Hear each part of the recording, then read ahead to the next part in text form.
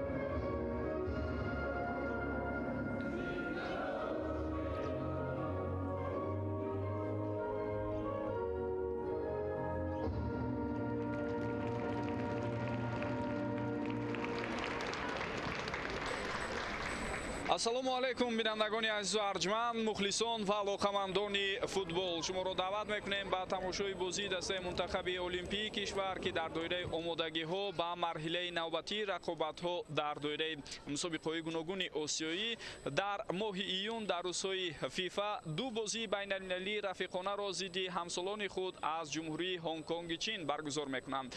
таҳти роҳбари Мубин Эргашев футболбозони кишварамон давоми ду ҳафтаи охир тайёрӣ диданд ва инак нахустин бозии худро аз силсилаи ду бозӣ зидди дастаи Ҳонконги Чин имрӯз санаи 15 июни соли 2023 мелодӣ дар варзишгоҳи Талко Аренаи шаҳри Турсунзода бар муқобили ҳамсолони худ аз Ҳонконг барпо мекунанд. Ибтидо биёед ба ҳайатҳои ҳарду даста назар андозем.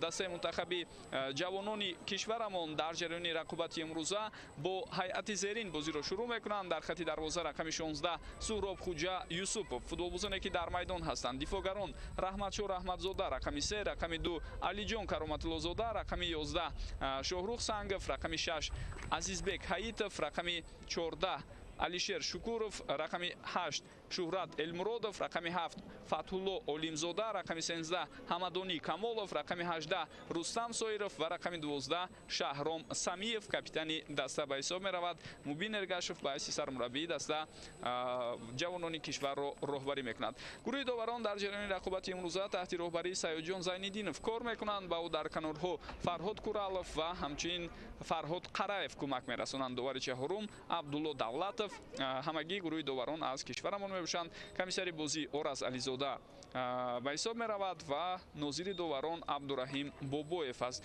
Хуб, ба ҳайати дастаи мунтахаби Ҳонконг ҳоло таваҷҷӯҳ мекунем. Дар хати дарвоза рақами 19 Понг Чук Ҳей қарор дорад. Футболбозоне ки дар майдон ҳастанд. Рақами 4 Леонг Ю Вей, рақами 6 Ченг Чун Ванг Рян, капитани даста. Рақами 8 Танг Ин Чим, рақами 9 Лау Ка Кю, рақами 10 Ичикава Сохго, рақами 11 Вонг Хо Чун Ансон, рақами 12 Сун Ван Нгай Коҳки Такизава, рақами 17 Хо Ка Чи, рақами 20 Йим Кай Чук, рақами 22 Санг Ю Ҳанг Элисон ва сармураббии даста Зето Ман Чун, мутахассиси ҳонконгӣ ба ҳисоб меравад.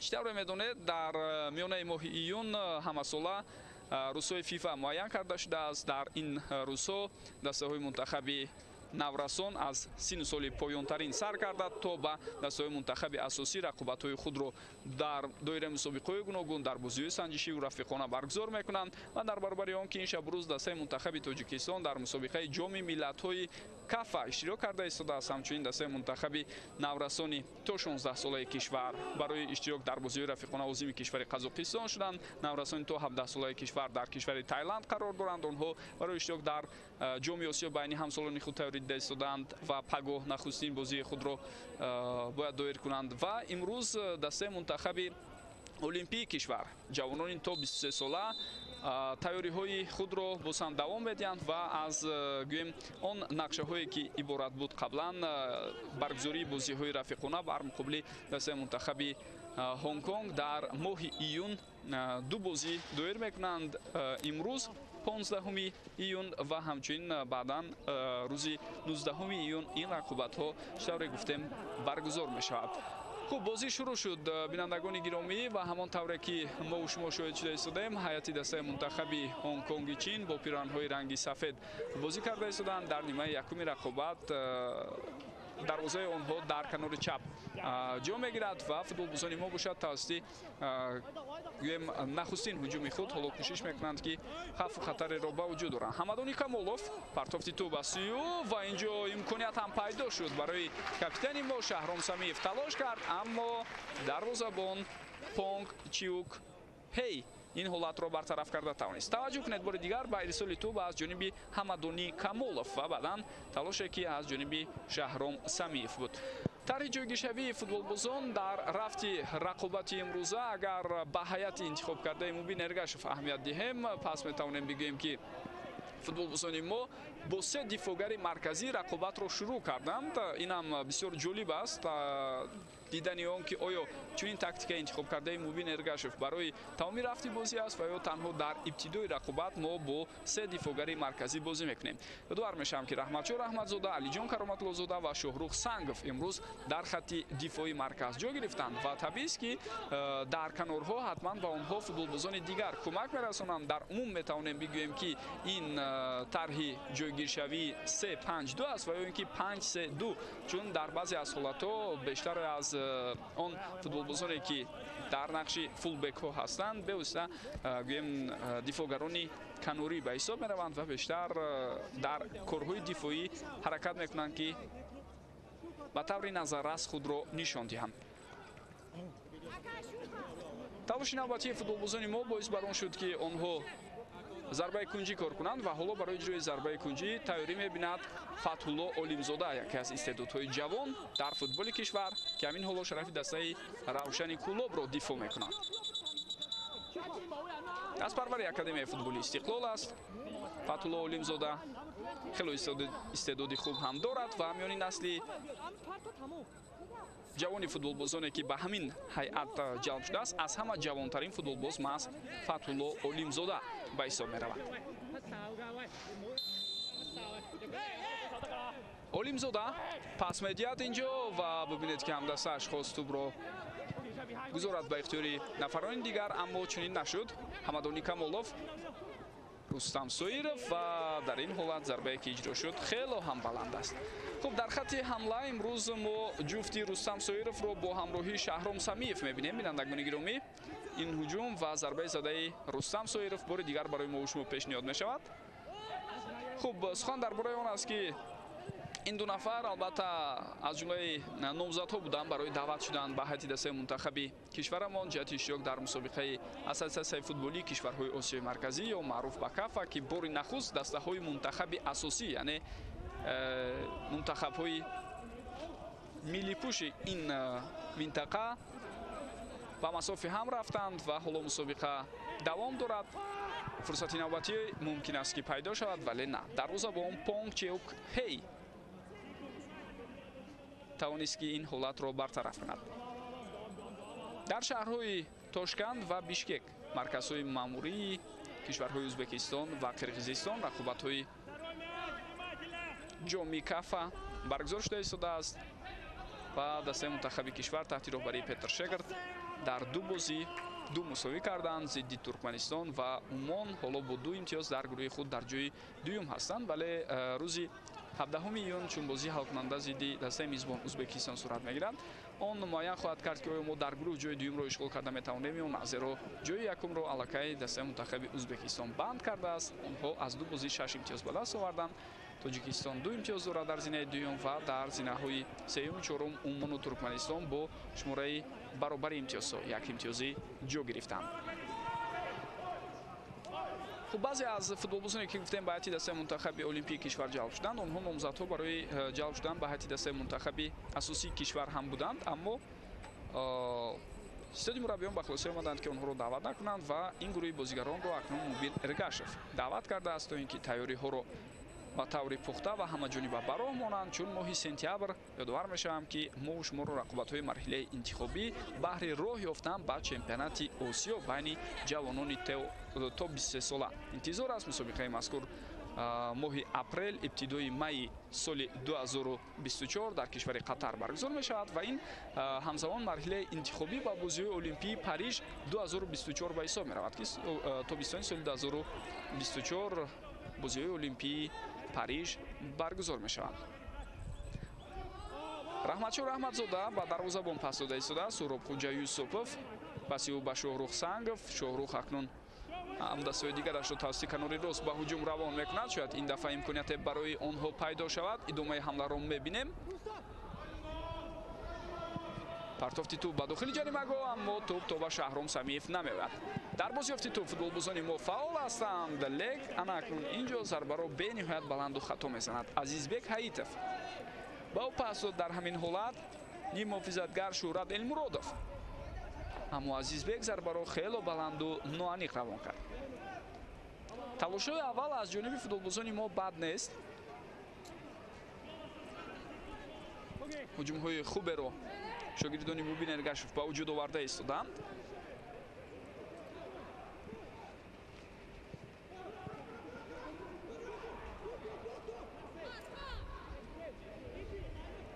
Фатулло Олимзода инҷо тӯбро нигоҳ дошта натавонист дар майдон ва тӯб бо ҳамин аз майдон берун мешавад.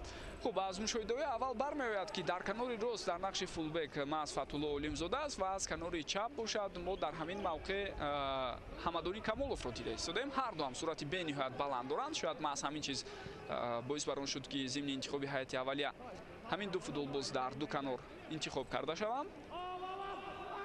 вале муҳим ин аст барои футболбозони ин мавқеъ ки онҳо зуд ва саривақтӣ ба қафо баргаштанро хеле хуб донанд. бар замин дар тӯбравоӣ ҳам маҳорат дошта бошанд. зеро маҷбур мешаванд ки корҳои бисёр муҳими дифоиро ҳам анҷом диҳанд. партофти тавили тӯб инҷо ба самти Ҳамадони Камолов, аммо маълум аст ки дарвозабони ҳариф Понг Чиук Ҳей аввалин шуда ба тӯб мерасад.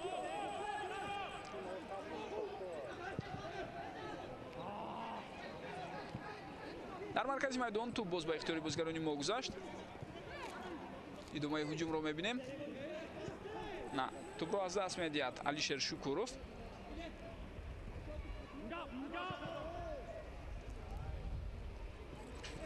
ва ба бозигарони Ҳонг-Конг ҳоло дар ибтидои рақобати имрӯза аслан муяссар нашудааст ки боре ҳам талошҳои хуберо баҳри роҳандозии ҳамла ҷониб дарвозаи ҳариф сомон диҳанд. боз як партофти дигар ба самти Алишер Шукуров, футболбозе ки аз ҳайати дастаи Куктош ба дастаи мунтахаби ҷавонони кишвар ҷалб шуд. яке аз беҳтаринҳост дар ҳайати дастаи худ ва синни солаш ҳам мувофиқат мекунад барои ҷалб кардан ба ҳайати дастаи олимпии кишвар. ва инак имрӯз мо ӯро дида истодем ки дар ҳайати асосӣ якбора ба майдон мебарояд Алишер Шукуров.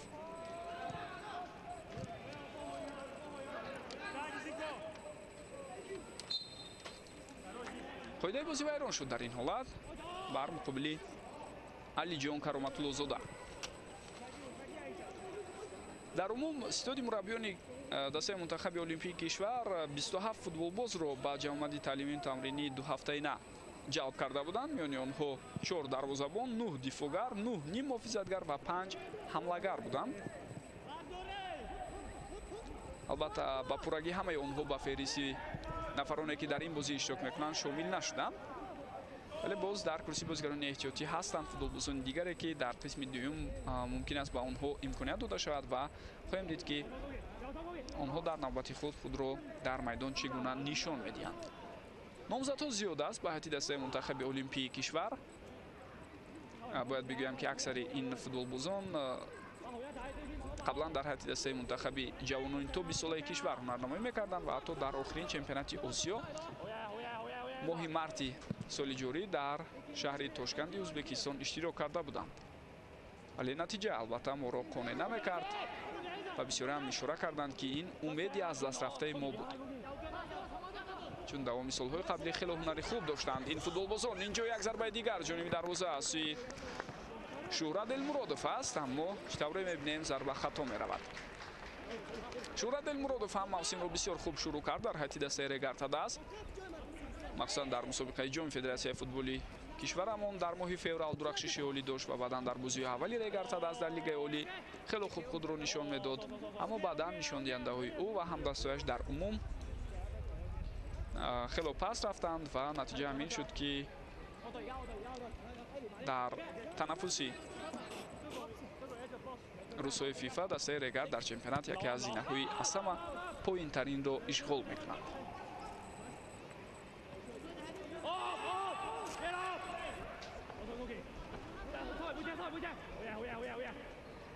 Раҳматшон Раҳматзода вариантҳои муносиб чун пайдо нашуда истодааст. акнун футболбозони мо тавассути канори рост ба ҳуҷум мегузаранд. Рустам Соиров пас ба марказ, Азизбек Ҳаитов, Шаҳром як илоҷ карда кӯшиш кард ки тӯбро дар ихтиёри ҳамдастояш нигоҳ дорад. Фатҳулло Олимзода боз ба марказ маҷбур мешавад пас диҳад. Азизбек Ҳаитов ирсоли тӯб ба сӯи ӯ. Ҳамадони Камолов гузариши ӯро мебинем. ва довар ишора мекунад ки қоидаи бозӣ дар ин ҳолат вайрон шудааст. бархурди аввал ба эътибор гирифта шуд. лаҳзае ки зидди ҳамадони камолов қоидаи бозӣ вайрон шуда буд.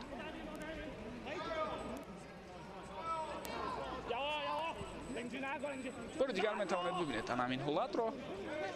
хуб бархурди ҳарду футболбози мо дар якҷоягӣ пешниҳод мешавад, аммо ба ҳар ҳол ҳолати аввал инҷо мавриди назари довар Саёҷон Зайниддинов буд. зарбаи ҷаримавӣ ба фоидаи футболбозони мо аст.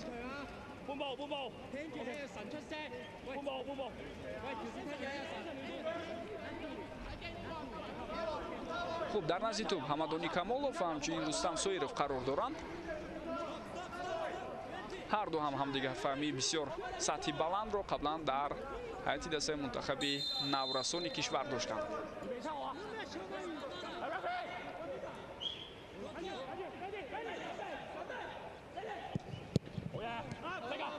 кӯшиши аввал натиҷа надод. ирсоли тӯбро акнун мебинем ва баъдан зарба ҳам ҳаст аз ҷониби Алиҷон Кароматуллозода, аммо зарба хато меравад. дар талоши аввал фикр дорам ҳам ҳамадонӣ ва ҳам Рустам мехостанд ҳарифро бо инро ба ғафлат андозанд, аммо ин кор барои онҳо муяссар нашуда аслан ва баъдан талоши дуюм, яъне мавҷи дуюми ҳуҷумро дидем ки ирсоли тӯб ба дохили ҷаримагоҳ, сипас зарба ва дар ин ҳолат ҳам зарбаи задаи футболбозони мо хато меравад. хело хуб ва фаъолона бозиро шурӯъ мекунанд, яъне маълум мешавад ки дастаи мо имрӯз тасмим дорад бозии ҳуҷумкоронаро зидди дастаи мунтахаби Ҳонконг нишон диҳад. тибқи нақша чӣ тавре гуфтам, дар ибтидои моҳи сентябри соли ҷорӣ дар шаҳри Душанбе рақобатҳои марҳилаи интихобии ҷоми Осиё байни ҷавонони то 23 сола сурат мегирад.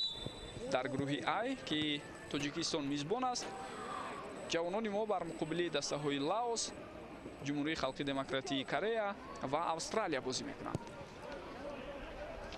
лаҳзае ки қоидаи бозӣ аз сӯи футболбози мо вайрон шуд, акнун пешниҳод шуда истодааст. На, ин бале ҳамон ҳолате аст ки болотар гуфтем, яъне вайрон шудани қоидаи бозӣ аз сӯи бозигарони мо. ҳонконгиҳо он қадар хуб мутобиқ нашуданд ба ҷараёни рақобати имрӯза, ҳамин аст ки тӯбро муддати тӯлонӣ дар ихтиёри худ нигоҳ дошта наметавонанд.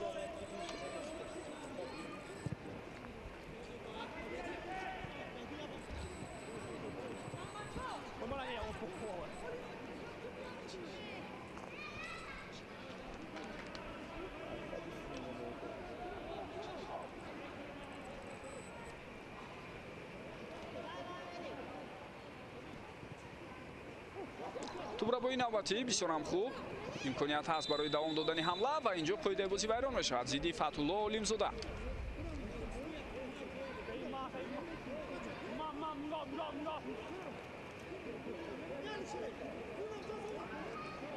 ба фарқ аз вазъияти стандартии қаблӣ ин дафъа гӯем хело наздиктар ба дарвозаи ҳариф ва ҳамчунин ба марказ наздиктар аст ин лаҳзае ки қоидаи бозӣ вайрон шуд. аз ин нуқта албатта имкони беҳтари иҷрои зарбаи рост ҷониби дарвоза ҳаст. ва бибинед якбора номзадҳо чӣ гуна зиёд ҳастанд барои иҷрои зарбаи ҷаримавӣ дар ҳайати дастаи олимпии кишвар. хуб аз ин тайёриҳое ки мебинанд бозигарони мо, маълум мешавад ки ягон таркибборои ҷолибу диданиро ҳам пешниҳод карданӣ ҳастанд. мисле ки қаблан таҳти роҳбарии Зайниддин Раҳимов дастаи мунтахаби наврасони то 17-солаи кишвар хело ба таври олӣ ва оригиналӣ гӯем ҳамин гуна ҳолатҳоро истифода мебурданд. махсусан дар ҷоми ҷаҳонии кишвари Бразилия хотиратон бошад чӣ гуна мо гол зада будем. бале бисёрам хуб, аммо зарба танҳо бастуни ташкилкардаи бозигарони дастаи ҳариф расида. баргашт имконияти навбатӣ ва бисёрам хуб дарвозабони ҳариф. ин зарбае ки бисёр аз масофаи наздик иҷро шуда буд аз ҷониби Шаҳром Самиев онро бармегардонад. Понг Чеук Ҳей дар ин лаҳза тавонист ки ин зарбаро бартараф кунад. бори дигар метавонед бубинед ин ҳолатро. барояш мушкил буд, аммо аз уде бартараф кардани ин зарба баромад. аммо зарбаи задаи Рустам Соиров, агар аҳамият дода бошед, ба девори дифоӣ расида баргашт.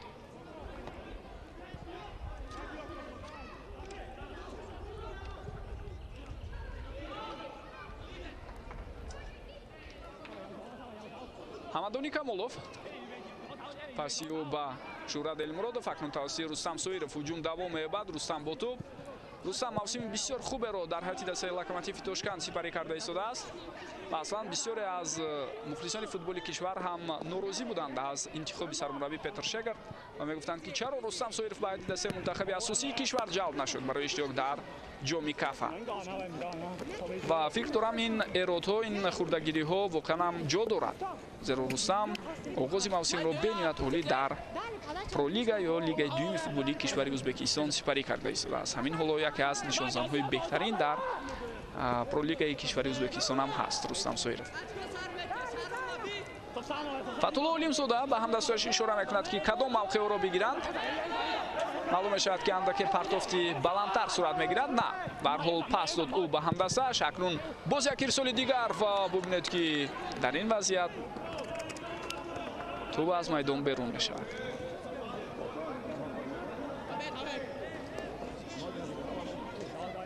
бори дигар мебинем.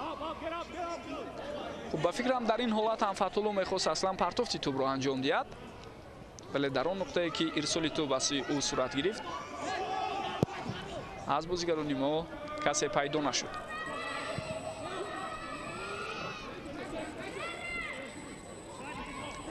дар маркази майдон дактараш футболбозони мо хеле хуб тӯбро кӯшиш мекунанд ки гиранд ва ба ин кор муваффақ ҳам мешаванд. тақрибан ба ҳариф мо имконият надода истодаем ки нимаи майдонро убур кунанд. Фатулло Олимзода албатта ҳаракатҳояш хуб аст, дриблинги арзанда дорад, аммо баъзан вақт ҳамин гуна ҳолатҳое ҳастанд ки беҳтараш ӯ зудтар пас диҳад ва бехато тӯбро ба ҳамдастояш расонад. ҷаноза пештар аз ин бошад, ин корро ӯ дуруст анҷом дода натавонист.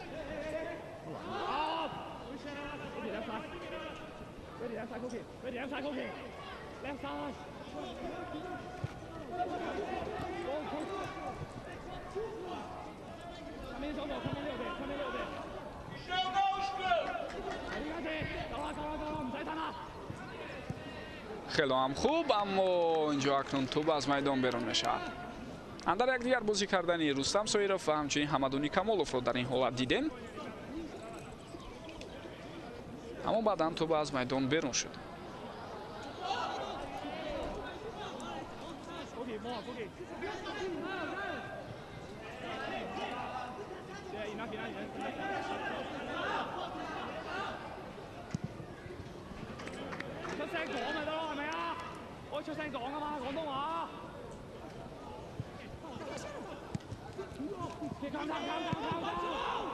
дар миёни футболбозони ҳайати кунунии дастаи олимпии кишвар аслан бозигари бо таҷриба Шаҳром Самиев аст ва табиист ки маҳз ӯро ба ҳайати капитан интихоб карданд.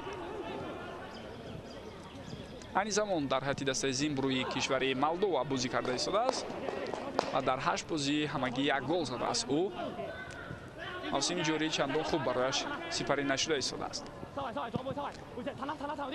рустам соиров паси навбатии ӯ имконият аст, ҳамадони зарба мезанад, аммо садгузории саривақтӣ аз сӯи футболбозони Ҳонконги инҷо ба назар расид. хело имконияти хуберо барои ӯ бубинед дар ҳамин ҳолат ба вуҷуд овард рустам соиров. ҳамадонӣ ҳам дар натиҷа зуд ба хулоса омад ки беҳтараш зарба занад. зарба ҳам зад, вале тӯб ба сади гузоштаи футболбози дастаи Ҳонконг бархӯрду баргашт. Фатулло Олимзода зарбаи ӯ аз масофаи дур ва рост ба дасти дарвозабони ҳариф. Фатулло бо сабаби осеб доштан ибтидои мавсимро гӯем дар ибтидои мавсим дар бозиҳо иштирок карда натавонист, вале дар шабу рӯзе ки барқарор шуд ва оҳиста ба ҳайати дастаи Равшани Кулоб ворид мешуд, хело ҳунарнамои хуб нишон медод, махсусан дар ҷараёни бозии охирини дастаҳои Истиқлоли Душанбе ва Равшани Кулоб мо шоҳиди ҳунарнамои фавқулода зебои ин футболбоз шудем ки бо ба майдон баромадани худ ҳам пас дод ва ҳам баъдан ба задани гол муваффақ шуд. Шаҳром имконияти бисёр ҳам хуб, зарбаи ӯ ва дарвозабон бармегардонад. ҳуҷум давом меёбад. Шаҳром Сулаймонов акнун ирсоли тӯбро анҷом дода истодааст. зарбаи навбатӣ, вале боз ҳам бенатиҷа. фишор идома меёбад аз сӯи футболбозони мо. Шаҳром Самиев, пасиу Ҳамадони Камолов, идомаи ҳуҷумро мебинем. Хело ҳам зебо, гузариши олӣ, бале на. дар ниҳояти кор боз ҳам тӯбро дар майдон нигоҳ дошта наметавонанд бозигарони мо. аммо ба ҳар ҳол ҳамин ҳаракатҳо бисёр хубу диданӣ буд аз ҷониби шогирдони Мубин Эргашев. бори дигар метавонед бубинед ин зарбае ки Шаҳром Самиев зад ва баъдан андар якдигар бозӣ кардани бозигарони мо дар дохили ҷаримагоҳ, сипас гузариши Ҳамадони Камолов ва дар ниҳояти кор тӯб аз майдон берун шуд. хуб байси ёвар ба Мубин Эргашев ҳамон тавре ки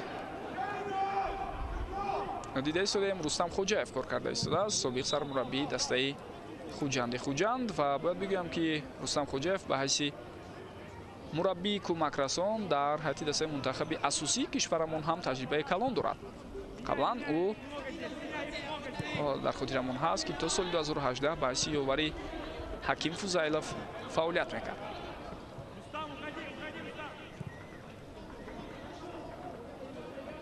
баъдан давоми чанд соли охир роҳбарии дастаи Хуҷандро бар дӯш гирифта буд. бо Хуҷанд натиҷаҳои бисёр хуберо ба даст овард, аз ҷумла дар ҷоми кишварамон зафар ёфтанд. баъдан дар солҳое ки Хуҷанд дар мусобиқаи ҷоми конференсияи футболи Осиё иштирок мекард, бори аввал ба онҳо муяссар шуд ки аз гурӯҳ бароянд ва доимо дар қатори топ-3 дар лигаи олӣ ҳамроҳи шогирдонаш натиҷа нишон медод Рустам Хоҷаев. аммо ибтидои мавсими мазкур ки бисёр баду нобарор буд барои футболбозони соҳили Редисир, Рустам Хоҷаев ҳам аз мақомаш барканор шуд ва акнун фаъолиятро дар ҳайати дастаи мунтахаби олимпии кишвар давом дода истодааст.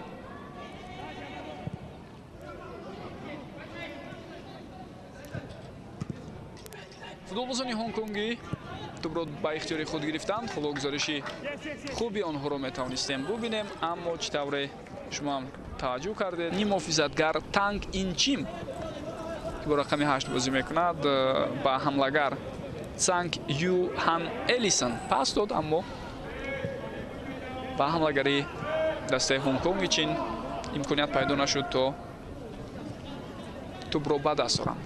аз нигоҳи синусолӣ агар ба ҳайате ки ҳонконг барои рақобатҳои санҷишӣ ё рафиқона бар муқобилаи дастаи мунтахаби олимпии кишвар ба Тоҷикистон овардааст назар андозем, пас мебинем андаке назар ба бозигарони мо синусоли футболбозони ҳонконгӣ тафовут дорад. бештаре аз онҳо 19-20 сола ҳастанд.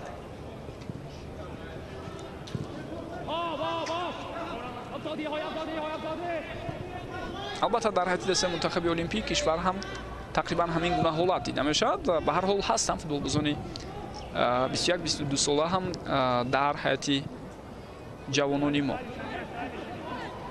ва ин даста албатта ҳамон тавре ки медонед баҳри ба даст овардани рӯхат ба ҷоми Осиё инҷо фурсати бисёр хуберо истифода бурда наметавонем. дарвозабон боз ҳам пешдастӣ мекунад. Понг Чеук Ҳей ва аввалин шуда ба тӯб мерасад. Рустам Соиров бошад, натавонист дар ин ҳолат аз ӯ пеш гузарад. хело талош кард Рустам, аммо ба тӯб расида натавонист.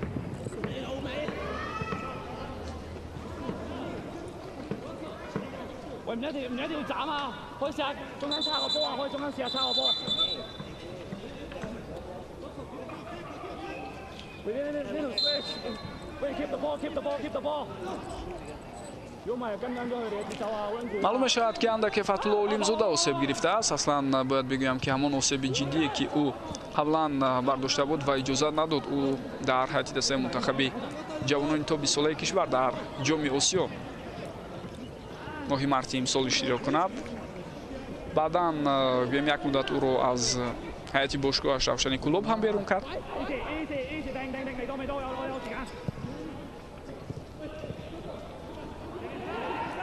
ба феҳристи умумии бозигароне ки ба мусобиқаи ҷоми Осиё ба шаҳри Тошканд рафта буданд шомил буд Фатҳулло Олимзода, аммо боре ҳам ба майдон набаромад ва дақиқае ҳам ҳунарнамоӣ накард. сабаби асосӣ албатта осеб гирифтани ӯ буд.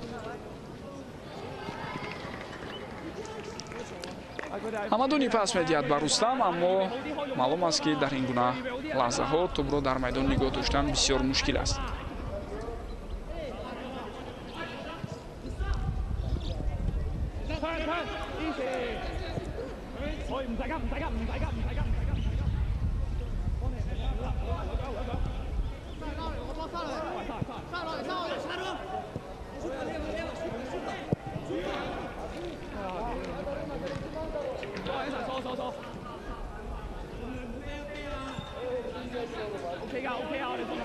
аут ба фоидаи футболбозони мо аст. Алиҷон Кароматуллозода тӯбро ба бозӣ медарорад. Раҳматшор Аҳмадзода, Шоҳрух Сангов,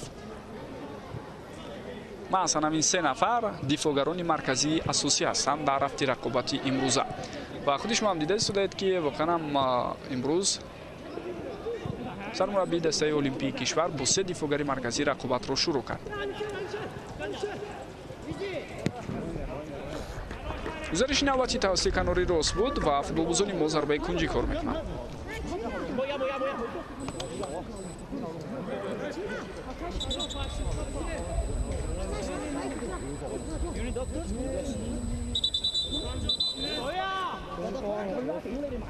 хуб, боло довар ишора карда истодааст ки табибон ба майдон бароранд ва кӯмаки худро ба дарвозабони дастаи ҳонконги чин расонанд. Понг Чеук Хей камеосеб гирифтааст.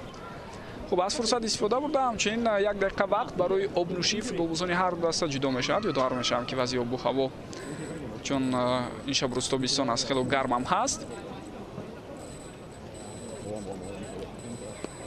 1 дақиқа вақт ҷудо мешавад то ин ки обнӯшида худро боз барои идомаи рақобат дар қисми якум футболбозони мо тайёр кунанд ва баъдан боз якҷо бо шумо мо қисми дуюми рақобатро тамошо хоҳем кард. бозии бисёр хуб ва ҳуҷумкорро дар ибтидои рақобати имрӯза шогирдони Мубин Эргашев нишон дода истоданд. фурсатҳои голзанӣ кам набуданд. худи шумо дар ҳамин саҳнаҳои такрорӣ метавонед онро бубинед, аммо аз онҳо истифода бурда натавонистем. махсусан Шаҳром Самиев имкониятҳои беҳтаринро сарфи назар кард.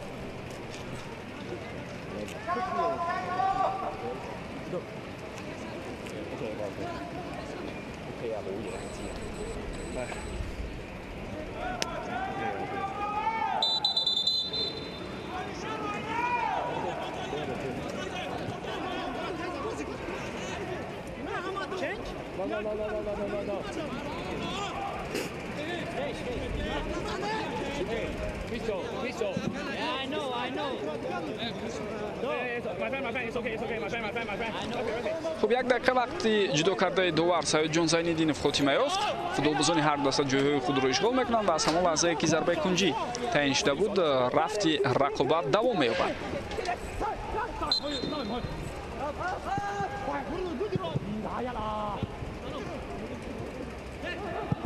Фазлулло Олимзода паси ӯ ба Шуҳрат Элмуродов ва зарбаи задаи Шуҳрат аз масофаи дур рост ба дасти дарвозабон аст. сабаби асосии интихоби бозиҳои рафиқона бар муқобили дастаи олимпии мо аз сӯи Ҳонконг дар он аст ки бинандагони гиромӣ, онҳо дар марҳилаи интихобии рақобатҳое ки болотар ишора кардам моҳи сентябр баргузор мешавад. дарвоза холӣ аст. дар ин ҳолат Шаҳром Самиев зудтар пас медиҳад. Рустам Соиров ва нисбати ӯ қоидаи бозӣ вайрон шуд. дар ин гуна мавридҳо албатта барои футболбозон ҷусту чолокии хосе ки гӯем талаб карда мешавад зарур аст то зуд вазъиятро дида баҳо гузоранд, хулосаи худро бароранд ва дарвоза вақти холӣ аст, аз ин гуна имкониятҳо самаранок истифода баранд. акнун боз як имконияти дигар барои Шаҳром Самиев ва чӣ тавре мебинем ин дафъа ҳам зарбаи ӯ хато меравад. бори дигар таваҷҷӯҳ кунед ба ин ҳолат. Шаҳром дифогаронро кӯшиш кард асади роҳи худ дур кунад ва баъдан инҷо оҳистаак аз болои сари онҳо тӯбро ҷониби самти холӣ монда равон кард дар дарвозаи ҳариф, вале ба ӯ муяссар нашуд ки бехато ин ҳолатро албатта истифода барад. ва дар дохили ҷаримагоҳ бошад. Ҳамин ҳоло дарвозабон Суробхоҷа Юсупов на он қадар бозии боварибахшеро нишон дод. ибтидои мавсим барои Суробхоҷа ва дастаи клуби марказии варзиши Артиш чандон хуб набуд, аммо баъдан вақте мураббӣ вазъ шуд, натиҷаҳои дастаи Артиш ҳам куллан дигар шуданд ва ҳамин ҳоло ба қатори топ 5 дастаҳои беҳтарини чемпионат дохил мешавад. Дастаи Артиш фурсати навбатӣ барои футболбозони мо ва Суробхоҷа Юсупов бисёр дарвозабони хуб донашро ҳам дар ҳайати дастаи Артиш нишон дод ва бисёриҳо ҳам савол гузоштанд ки чаро Суробхоҷа Юсупов ба ҳайати дастаи асосии кишвар ҷалб нашуд ба ҷои Шоҳрух Қирғизбоев, ки дар Хуҷанд мавсимро на он қадар хуб шурӯъ кард, ва ҳамчунин ба ҷои Муҳриддин Ҳасанов, ки дарвозабони эҳтиётӣ дар ҳайати дастаи Истиқлол аст.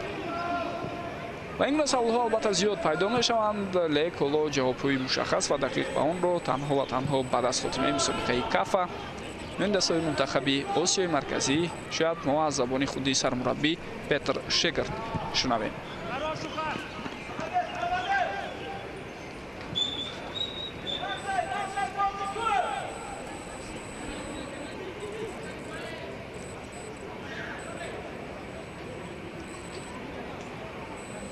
Йим Кайчеук аз авт тайёр аст ки тӯбро ба бозӣ дарорад. Хуб, дар бораи дастаи Ҳонконг болотар ишора кардам ки чаро онҳо бозиҳои рафиқонаву санҷишро бар муқобили дастаи олимпии кишвари мо интихоб карданд. Гап дар сари он аст ки онҳо дар моҳи сентябр шомили гурӯҳе ҳастанд ки он ҷо Афғонистон, Узбекистон ва Эрон ҳастанд. Бо ҳамроҳии Ҳонконг ва ин рақобатҳо дар кишвари Узбекистон баргузор мешаванд. Моҳи сентябр 6, 9 ва 12 сентябр баргузории рақобатҳои дастаи мунтахаби ҷавонони Ҳонконг баҳри роҳ ёфтан ба марҳилаи ниҳоии ҷоми Осиё байни ҷавонони то 23 сола сурат мегирад. ва вақте ба ин мусобиқа 16 даста роҳ меёбанд, бинандагони гиромӣ, аз байни 16 даста баъдан 3 даста аз Осиё, яъне дастаҳое ки ҷойҳои якум, дуюм ва сеюмро дар ҳамин мусобиқа ишғол мекунанд, ҳуқуқ пайдо мекунанд то рохати Олимпиадаи Париж 2024-ро ба даст оранд. яъне метавонем бигӯем ки иштирок дар мусобиқаи марҳилаи интихобии ҷоми Осиё байни ҷавонони то 23 сола, ҳамчунин марҳилаи интихобӣ ба бозиҳои Олимпии Париж 2024 ҳам ба ҳисоб меравад.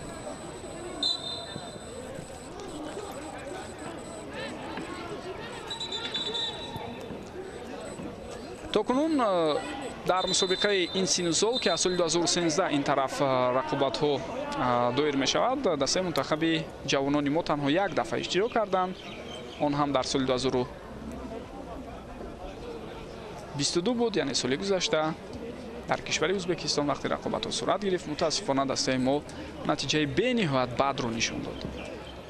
мо на танҳо дар гурӯҳ ҷои охирро ишғол кардем, балки ҳатто натавонистем ба дарвозаи ҳарифони худ гол ворид кунем ва бисёр бозии сусту заифро аслан дар ҳамон рақобат шогирдони Аслиддин Ҳабибуллоев нишон дода будам ва Аслиддин Ҳабибуллоев ҳам аслан аз ноилоҷӣ дар охир роҳбарии дастаи мунтахаби ҷавонони кишварро бардошт гирифта буд, зеро пештар аз ин маҳз Мубин Эргашев мураббӣ буд, лек ба сабаби он ки Мубин Эргашев баъдан бемор шуд, натавонист роҳбарӣ кунад.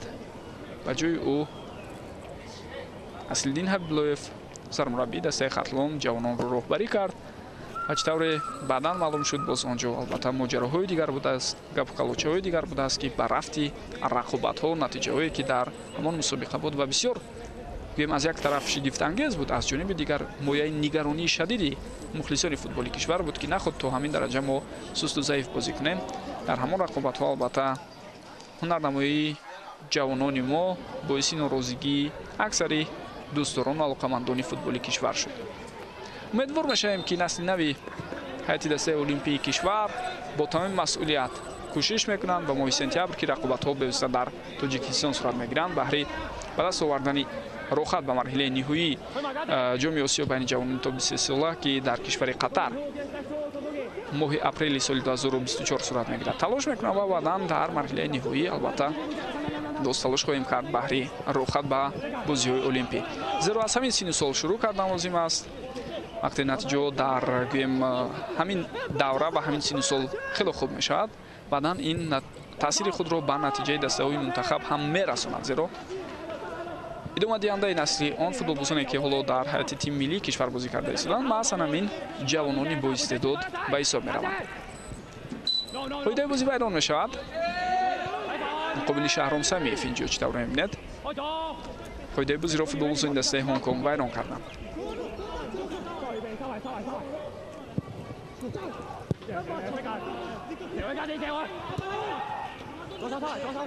Шурат Элмуродов пасиё ба Ҳамадони Камолов. идомаи ҳуҷумро мебинем. Ҳамадони хело гузариши зебою фурсат ҳаст, пас медиҳад, аммо футболбозони ҳариф ин ҳолатро бартараф карданд. ҳуҷум ба ҳар ҳол давом меёбад. Шаҳром Самиев бо туп қарор дорад айни замон. пас медиҳад, зарбаро мебинем ва рост ба дасти дарвозабони ҳариф. на он қадар зарбаи қавӣ аз ҷониби Азизбек Ҳаитов. қаблан ҳамин гуна зарбаро боз як футболбози дигари мо ҳам равон карда буд. агар хато накунам муҳофизатгари дигари дастаи ҷавонони кишвар зарба зада буд. ва бибинед дар ҳар ду ҳолат зарба рост ҷониби дарвозаи ҳариф ва гӯем бо қувваву қудрати на чандон зиёд иҷро мешавад. дар ҳоле ки дар ҳамин гуна мавридҳо вақте зарба иҷро мешавад, бояд хеле зарбаи дақиқ ҳадафмандона ба яке аз канорҳо ва бар замин зарбаи бисёр пурқуввате бояд зада шавад, то ин ки гӯем барои дарвозабони ҳариф ҳадди ақал мушкилӣ эҷод кунад. на ин ки аз чунин масофаҳои наздик рост танҳо зарба ҷониби дарвозабони ҳариф равон шавад. Азизбек Ҳаитов ирсоли тӯб ба сӯи ӯ, дарвозабон боз ҳам аввалин шуда ба тӯб мерасад. хуб, Рустам ишора карда истодааст ки каме бояд ба канор партофти тӯб сурат мегирифт, на ба он минтақае ки бештар дарвозабон имкон дорад онҷо аввалин шуда дар мубориза муваффақ шавад.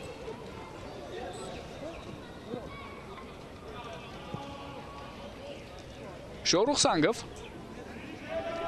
Шоҳрух дар бисёре аз мавқеъҳо бозӣ карда метавонад ва айни замон вақтои охир дар ҳайати дастаи регар ҳам мо ӯро бештар дар нақши дифоъгар мебинем. имрӯз ҳам дар ҳайати дастаи ҷавонони кишвар дар нақши дифоъгари марказӣ акнун рақобатро оғоз кард Шоҳрух Сангов. футболбозони мо боз ҳам бо тӯб ҳастанд. Шаҳром Самиев пас медиҳад инҷо ба ҳамдаста. Шурат Элмуродов хело ҳам хуб ҳуҷумро давом медиҳанд футболбозони мо. пас ба Ҳамадони Камолов. Ҳамадони бо тӯб, имконият ҳаст, зарба мезанад Ҳамадони ва бисёр зарбаи хатарнок, зарбаи мавоҷиу ҷониби дарвозаи ҳариф ба назар мерасад, аммо чӣ тавре мебинем андаке аз паҳлӯи дарвоза гузашта аз майдон берун мешавад.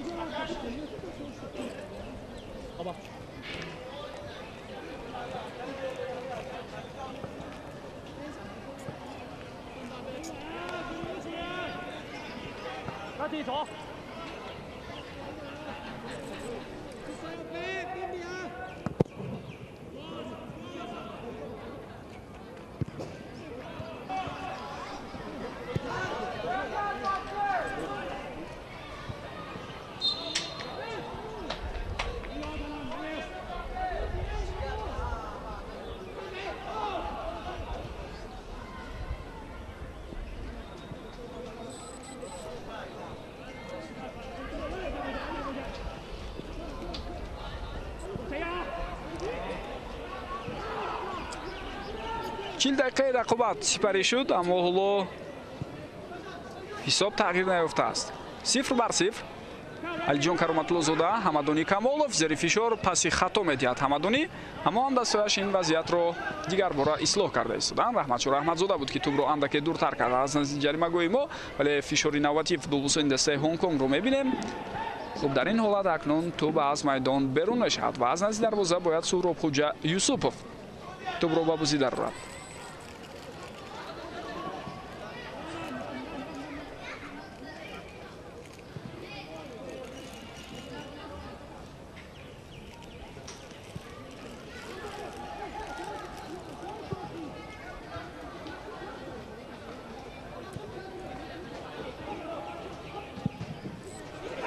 партофти навбати тӯб ва чӣ тавре мебинем суръати Ҳамадони Камолов дар ин гуна лаҳзаҳо албатта кифоя намекунад ки то ба охир талош кунад ва аввалин шуда ба тӯб расад. Аслан агар аҳамият дода бошед, барои ӯ низ бениҳоят мушкил буд ва тақрибан имконнопазир буд дар ҳамон лаҳза то ин ки тӯбро ба даст орад.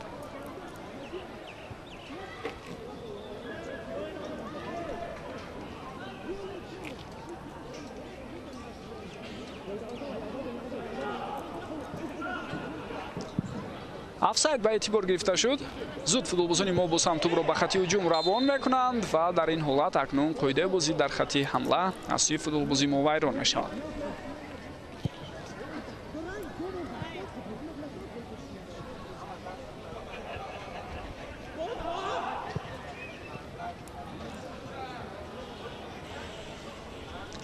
ман аз фурсат истифода бурда бори дигар ба таваҷҷӯҳи бинандагон мерасонам ки рақобатҳои дастаи мунтахаби ҷавонони кишварамон ҷо тӯб аз пои футболбозони мо аз майдон берун шуд. тӯбро дар майдон нигоҳ дошта натавонистанд бозигарони мо ва бо ҳамин зарбаи кунҷӣ ба ихтиёри дастаи ҳариф албатта мегузарад. хуб метавонем бигӯем ки мо бо пойҳои худ барои дастаи ҳонконги чин зарбаи кунҷӣ эҷод кардем. дар ин ҳолат биёед ин вазъияти стандартиро дида бароем.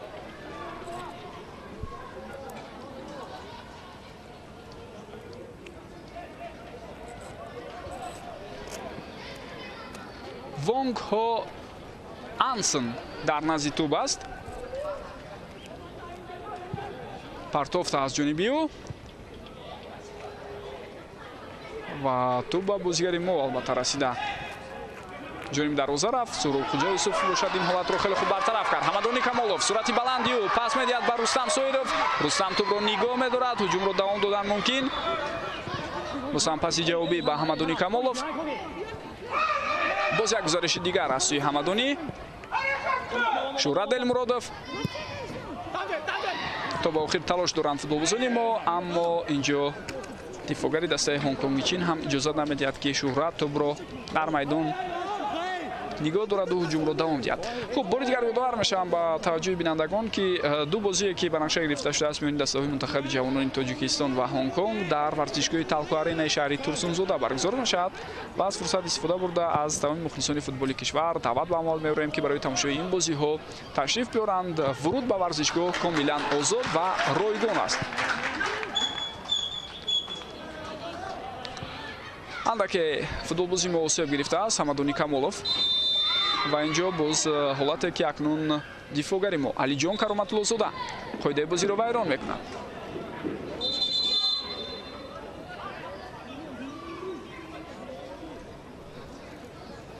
каме ҳолати баҳснок ҳам ба вуҷуд омада истодааст. Алиҷон дидаву дониста тӯбро ба рӯи бозигари ҳариф партофт. дар натиҷа ин боиси эътирози футболбози ҳонконгӣ ва ҳамчунин истоди мураббиёни ин кишвар шуд. дастаи мунтахаби олимпии ин кишвар шуд. дар ин байн ба Ҳамадони Камолов ҳам ёрии тиббӣ расонида истоданд.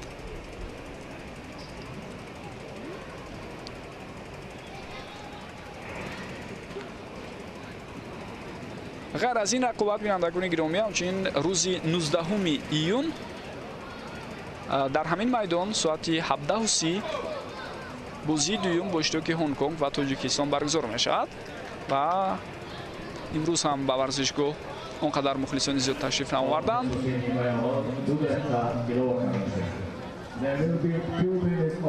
ва шояд дар бозиҳои оянда теъдоди мухлисон бештар шаванд ва ин ҳам барои дастгирии насли нави футболбозони кишвар хело кӯмаки худро мерасонад. 2 дақиқа вақт илова шуд ба қисми якуми рақобати дастаҳо.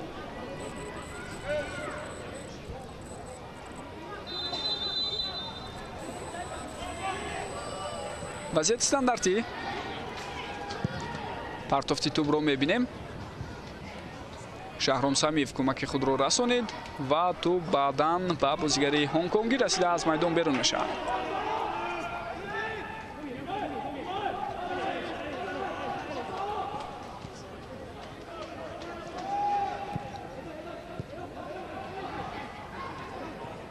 барои ташкил кардани ҳуҷуми охирин албатта вақт ҳаст. 1 дақиқаи дигар имконият доранд футболбозони мо. Ҳамадони Камолов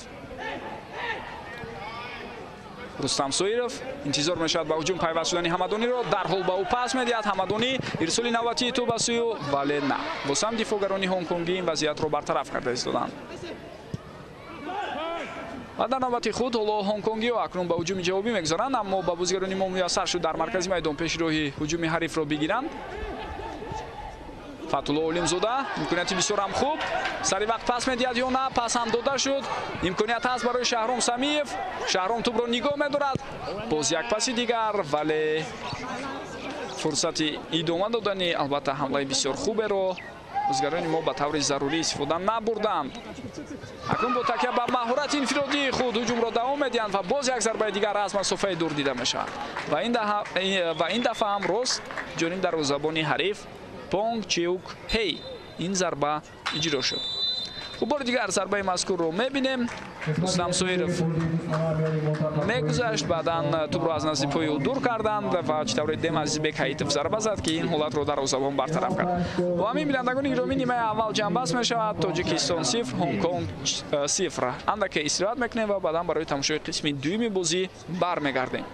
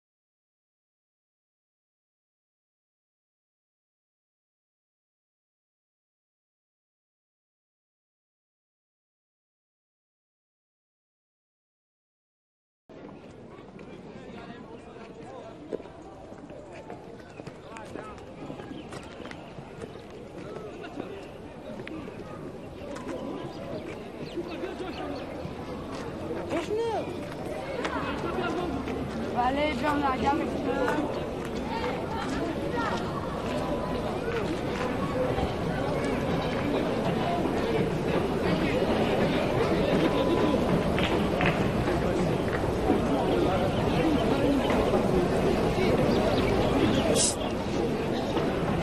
نهایتی منتخب تاجیکستان.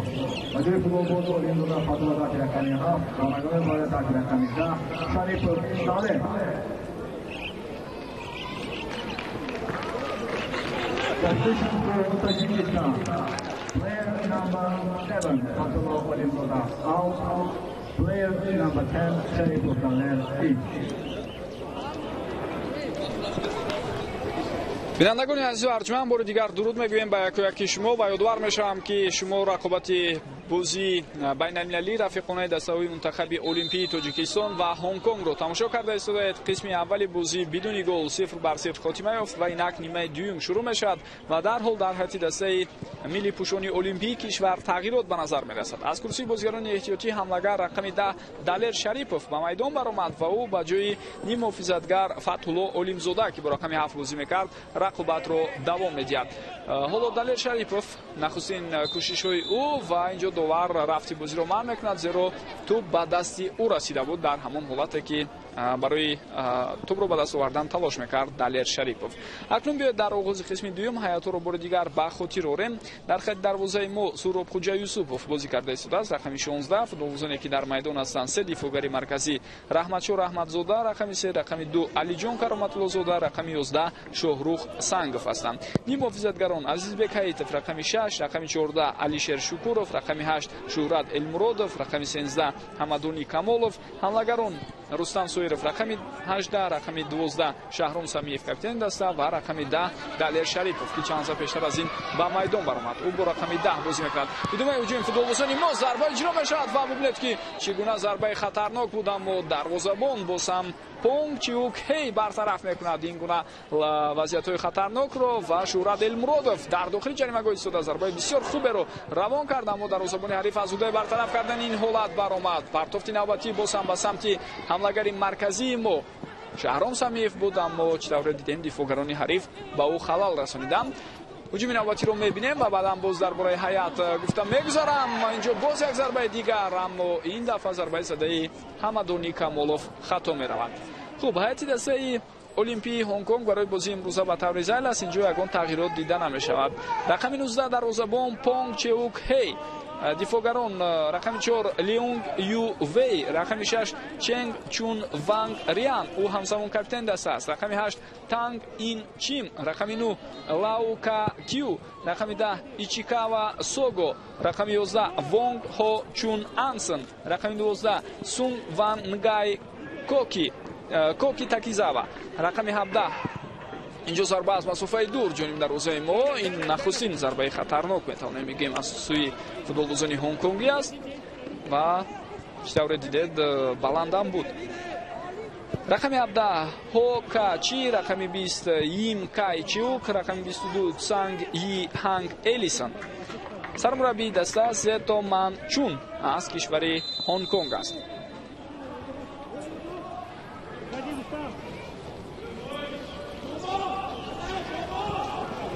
خب لحظه که قاعده بازی ویران شد اکنون برای ما و شما پیشنهاد میکنم نسبت علیشیر شکورov چطور میبینید در همان لحظه قاعده بازی ویران شده است. خب سبب اساسی عوض کردن فتح‌الله علیم-زاده این است که او اندکی آسیب هم گرفته بود. بر علاوه این حالا از نگاه جسمانی با پورگی تیار نیست تا مدت 90 دقیقه بازی کند فتح‌الله و فکر دارم همین چیز و همین امید رو به اعتبار گرفته استادی مربیان و جای او دلیر شریپوف رو به میدان برآوردند. دلیر شریپوف چطور میدونیم بینندگان گرامی این زمان در کشور ازبکستان بازی کرده است و حملهگری مذکور از دسته متالورگ به حساب می رود و بیشتر در حیاتی جوانان این باشگاه بازی میکنند.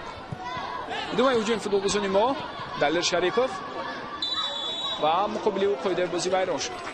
سعید جان زنیدینوف که رفتی بازی امروز رو حکمی کرده است قاعده ویران کنی مذکور رو به اعتبار گرفت. بار دیگر می توانید ببینید این حالت رو. بله با دستش فوتبالبازی هنگ کنگی از کتفی دلیر شریپوف داشت، در نتیجه دلیر چطور دیدیم نتوانست که هجوم رو دوام دهد. вазъияти стандартӣ дар қисми аввал ҳам ҳамин гуна ҳолатҳо кам набуданд барои футболбозони мо, аммо аз вазъиятҳои стандартӣ қаблӣ мо он қадар хуб истифода бурда натавонистем.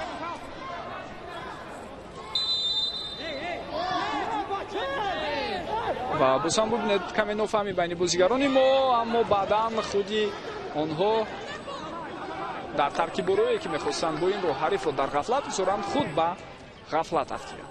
Надонистанд ки дар идома чӣ гуна кор кунанд ва ки тӯбро бояд ба даст орад. ин албатта каме нигаронкунанда аст дар ин гуна лаҳзаҳо.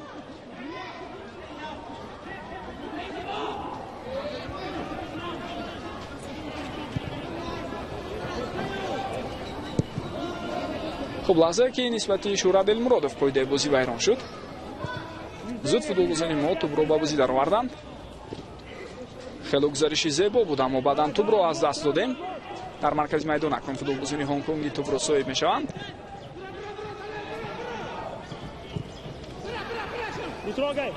на тӯбро дар майдон футболбозони ҳонконгӣ нигоҳ дошта натавонистанд ва Ичика ва Сого муваффақ нашуд. дар таърихи худ дастаи ҳонконг бинандагони гиромӣ боре ҳам натавонистааст ба рақобатҳои марҳилаи ниҳоии ҷоми Осиё байни ҷавонони то 23 сола барояд ва табиист ки онҳо боре ҳам ба бозиҳои олимпӣ роҳ пайдо накардаанд дар риштаи футбол. хуб, қаблан дар солҳои гузашта дастаи олимпии ҳонконг дар мусобиқаҳои дигари минтақавӣ аз ҷумла худи минтақаи Осиёи шарқӣ иштирок карда буд ва албатта дар ҳамон мусобиқаҳо натиҷаҳои гуногун аз сӯи футболбозони ҳонконгӣ дар давраҳои гуногун ба қайд гирифта шудааст. аммо маъмулан метавонем бигӯем ки дастаи мунтахаби олимпии ҳонконг он қадар таҷрибаи зиёд ва натиҷаҳои баландро дар миқёси Осиё надорад. дастаи мунтахаби мо бар муқобили ҳонконг 2 дафъа бозӣ кардааст, яъне дар назар дорам дастаи мунтахаби асосии кишварамонро. ҳарду бозӣ дар кишвари Ӯзбекистон дар доираи марҳилаи интихобии ҷоми Осиё дар соли 2004 сурат гирифта буд, яъне марҳилаи интихобии ҷоми Осиё 2004 расман номи мусобиқа буд, вале рақобатҳо дар соли 2003 албатта сурат гирифта буданд. ва як бозии мусовӣ, бозии дигар бо пирӯзии футболбозони мо хотима ёфта буд. инҷо тӯбро аз Ҳамадони Камолов мегирад бозигари шумораи 9 ҳариф Лаука Кю, вале баъдан ба футболбозони ҳонконгӣ бозигарони мо иҷозат надоданд ки ҳуҷумро давом диҳанд. ва дар ҷараёни ҳамон яке аз бозиҳое ки болотар ёдовар шуданд дар соли 2003 футболбозони мо тавониста буданд 1-0 ҳонконгро шикаст. яъне голи ягонаро Пирмурод Бурҳонов аз ҳайати дастаи мо ба ҳадаф расонда буд. ҳамон солҳо яке аз беҳтарин ҳамлагарон дар ҳайати дастаи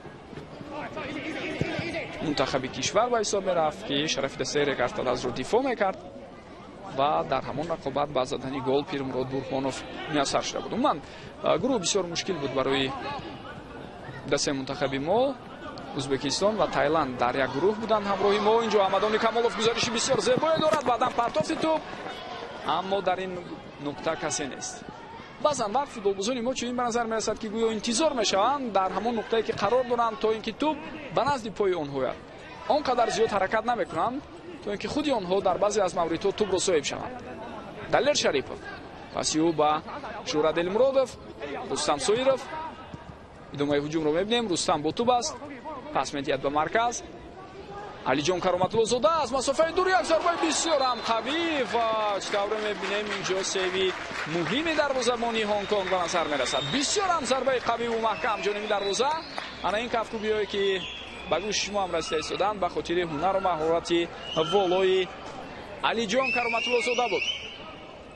бори дигар метавонед бубинед ин вазъиятро дарҳол коргардон барои мо ва шумо ҳамин лаҳзаро пешниҳод мекунанд. дарвозабон андаке ба тӯб расида албатта.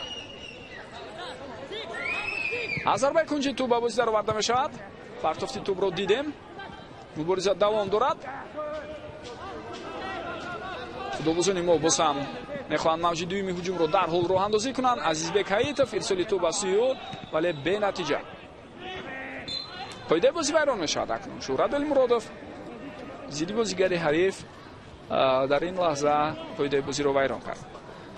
خب چون از صحیفه‌های تاریخی رقابت‌ها یادآور شدم، باید بگویم که در یک گروه ازبکستان و تایلند همراه ما بودند. بسیار مشکل هم بود برای فوتبالبازان ما. ازبکستان جای یکم را گرفت، تایلند جای دوم 9 امتیاز و تاجیکستان با 8 گل در همان مرحله انتخابی جای سوم را گرفت در گروه. این البته نتیجه بد نبود، اما فوتبالبازان ما در همان دوره مقابل دسته‌های پرقوت آسیا خیلی بازی‌های عالی نشان میدادند. از جمله با ازبکستان یکی از بازی‌های خود را در همان رقابت‌ها مساوی کرده بودند فوتبالبازان دسته منتخبی کشورمان. اگر خطا نکنم همان دوره‌ها رهبری دسته منتخبی کشور را زاهد بوبویف بر عهده داشت.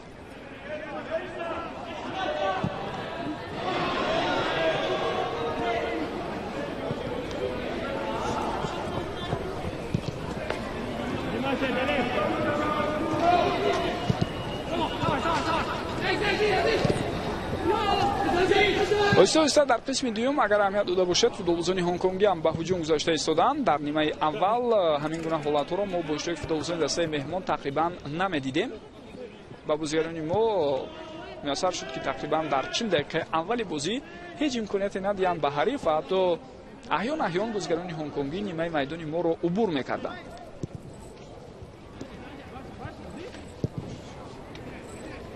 برای آن گروه مخلصانی که قسم یکم بازی رو تماشا کردن نتوانستند و به طور مختصر تنها میتوانم بگویم که برتری پورا در اختیار شاگردان مبین ارگاشف بود. امکانیت‌های بهترین گلزنی رو پیش از همه کاپیتان ما شهرام سمیف داشت، اما از آن فرصت‌ها استفاده نبرد و در بعضی از حالت‌های دیگر مهارت والای دروازه‌بان پونگ چوک هی رو اشاره کردن آن ممکن که چندین ضربه‌های خطرناک رو از او برطرف کرد. باز یک ضربه دیگر از مسافه دور، اما نه هر ضربه میتواند راست جانبی دروازه رود. این دفعه اگر خطا نکنم علیشیر شکورов فوتبالبازی دسته کوکتاش ضربه زد.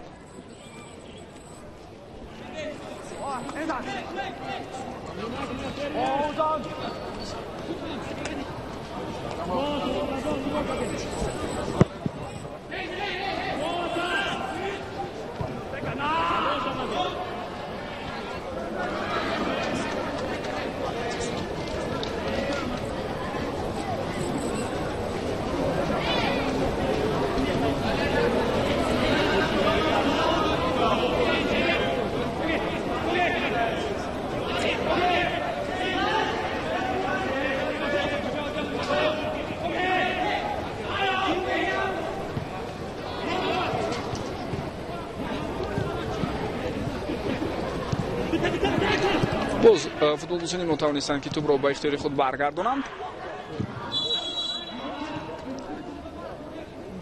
خب معلوم می شود که کمی پیشتر از این مقابل عزیزبک ایتف قاعده بازی ویران شده است.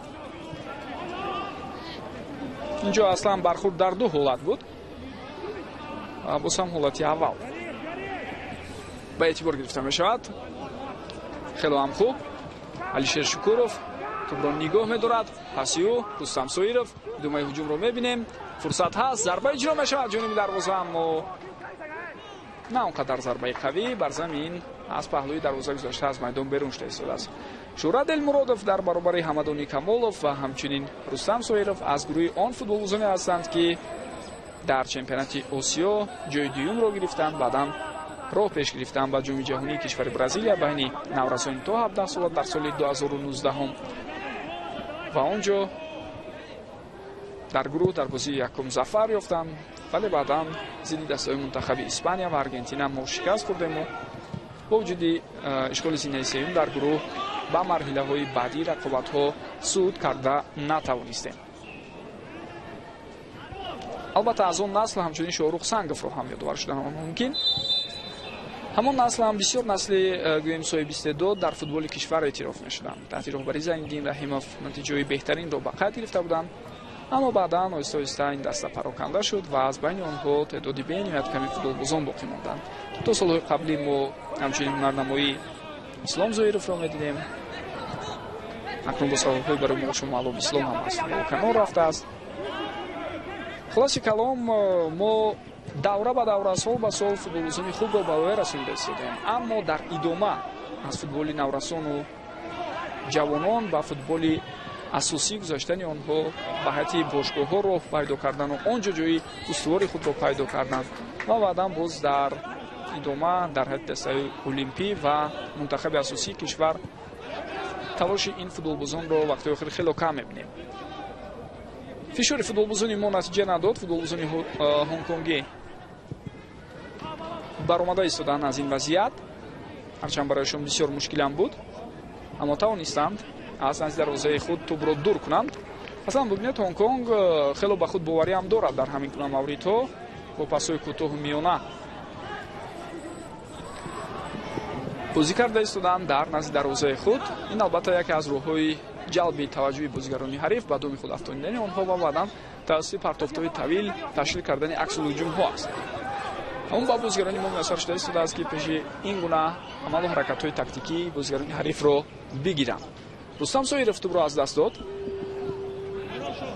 ва дар ин ҳолат Шоҳрух Сангов тӯбро аз майдон берун мекунад.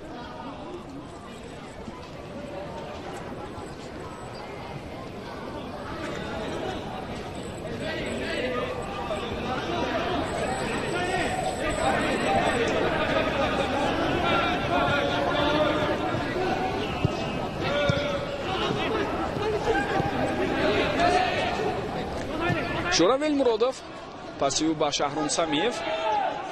идомаи ҳуҷумро мебинем тавассути канори чап. инҷо ҳаракатҳои Шаҳром пас медиҳад ба ҳамдасташ. фурсати давом додани ҳуҷум ҳаст. ирсоли тӯб ба самти Далер Шарипов буд, аммо тӯб то ба Далер омада нарасид.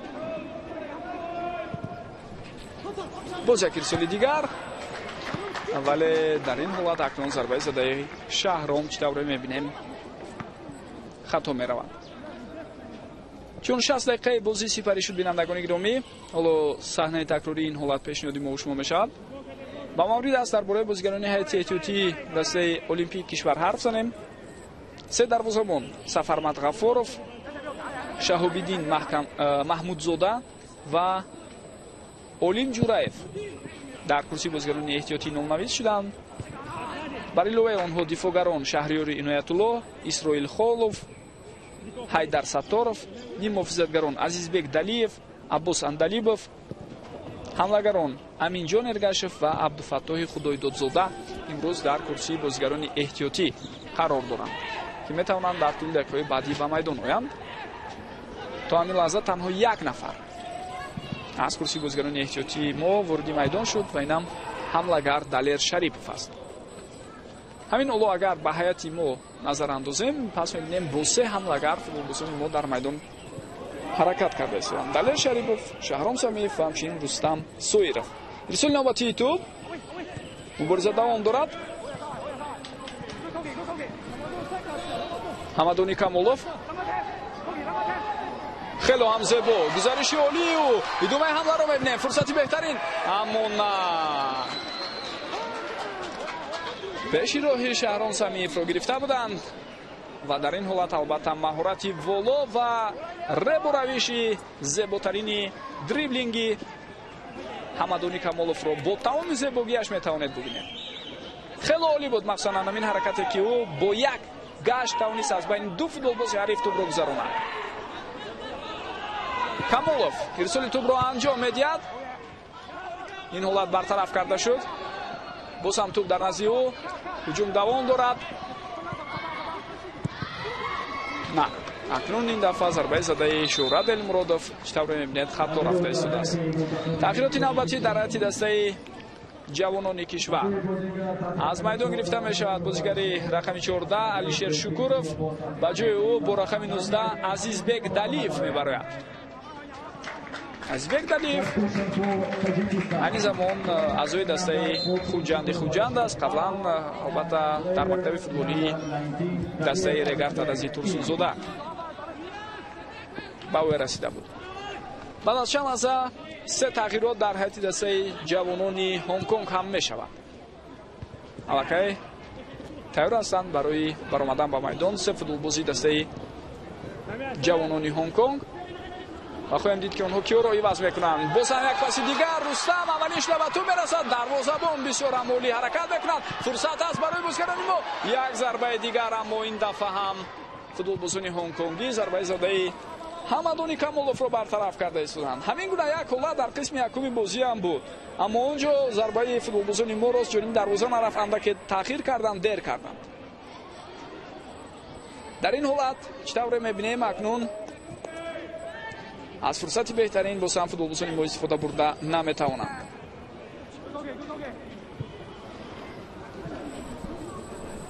ва чӣ тавре шумо ҳам мушоҳид шудед, як ба як баромада буд бо дарвозабон, аммо дарвозабон албатта пештар дар кард ин ҳуҷумро ва аз мавқеи худ берун шуду ин вазъиятро бартараф кард. Понг Чиукхей, Рустам Соиров аз ин фурсат истифода бурда натавонист ва баъдан зарбаи задаи ҳамадони Камоловро яке аз дифоъгарони ҳонконгӣ бартараф намуд. хуб, тағйиротҳо акнун дар ҳайати дастаи Ҳонконг ҳамон тавре ки гуфтем 3 нафар иваз мешаванд. аз майдон гирифта мешавад бозигари рақами 22 Цанг Ю Ҳанг Элисон ва ба ҷои ӯ рақами 15 Лай Ҳой То вориди майдон мешавад. ҳамчунин рақами 20 Йим Кай Чиук майдонро тарк кард. ба ҷои ӯ бо рақами 5 ба майдон Чан Юн Тунг баромад ва футболбози охирине ки вориди майдон шуд ин футболбози шумораи 7 Лау Кван Чин ба ҳисоб меравад. ӯ ба ҷои Вонг Ҳо Чун Ансон ба майдон баромад.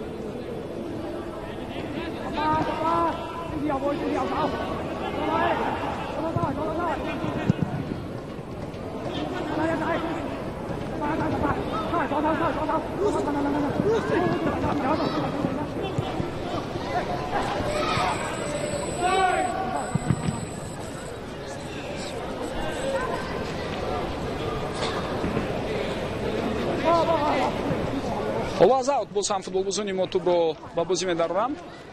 Азизбек Ҳаитов пас медиҳад ба Шуҳрат Элмуродов. идомаи ҳуҷумро мебинем. фурсати навбатӣ бисёр амолӣ, зарба ва гол. билохира ба бозигарони мо муяссар шуд ки ба дарвозаи ҳариф гол зананд ва чӣ тавре мебинем ин корро Шуҳрат Элмуродов анҷом дода истодааст. яке аз боҳтарин бозигароне ки дар рафти рақобати имрӯза дар майдон аст.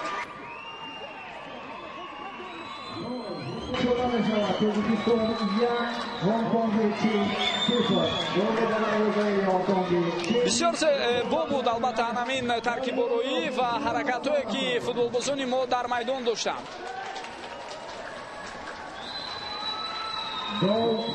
бори дигар метавонед бубинед, махсусан пасе ки бо қафои пой равон кард. дар ҳамин ҳолат ҳамлагари мо Шаҳром Самиев олӣ буд ва Шуҳрат ҳам дар навбати худ зарбаро беистиҳола зуд ҷониби дарвозаи ҳариф равон кард.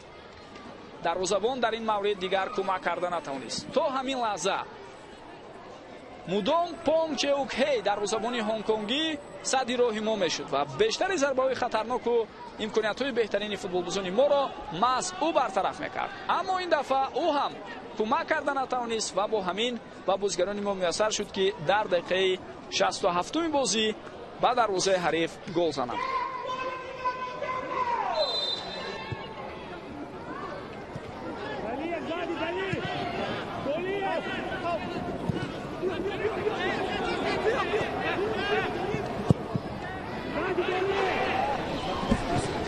хуб, бинандагони гиромӣ, акнун албатта дар даҳаи ҳафтуми рақобат мо шоҳиди рӯйдодҳои зиёд дар майдон шудем.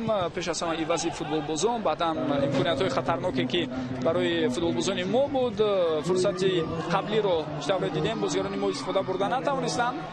вале акнун дар идома ба ҳар ҳол дар дақиқаи 67 ба мо муяссар шуд ки ба дарвозаи ҳариф гол занем.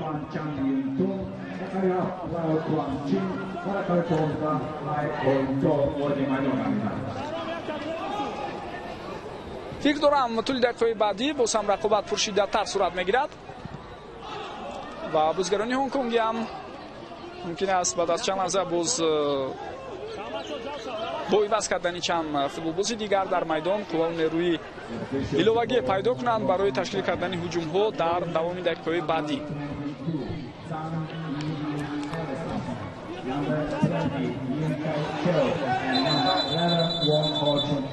ҳоло аз табибон хоҳиш карда мешавад ки зудтар ба майдон оянд ва кӯмаки худро расонанд. дар натиҷаи бархурд футболбозони ҳар даста андаке осеб гирифтанд.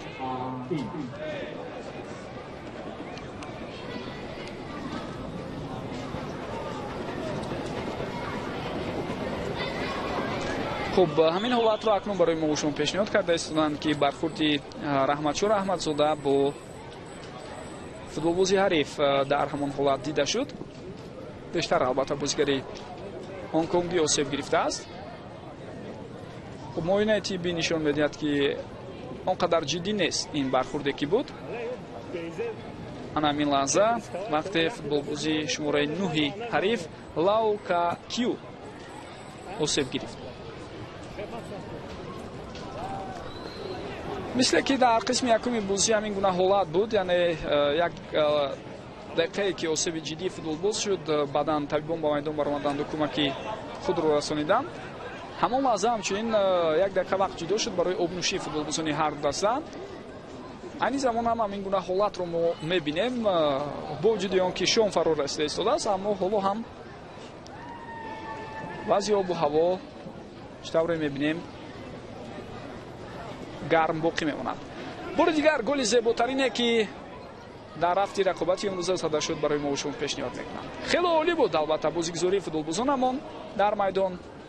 ҳамдигарфаҳмияшон ҳам ҳамин лаҳза дар сатҳи баландтарин буд ва Шуҳрат Элмуродов ба задани гол муваффақ мешавад.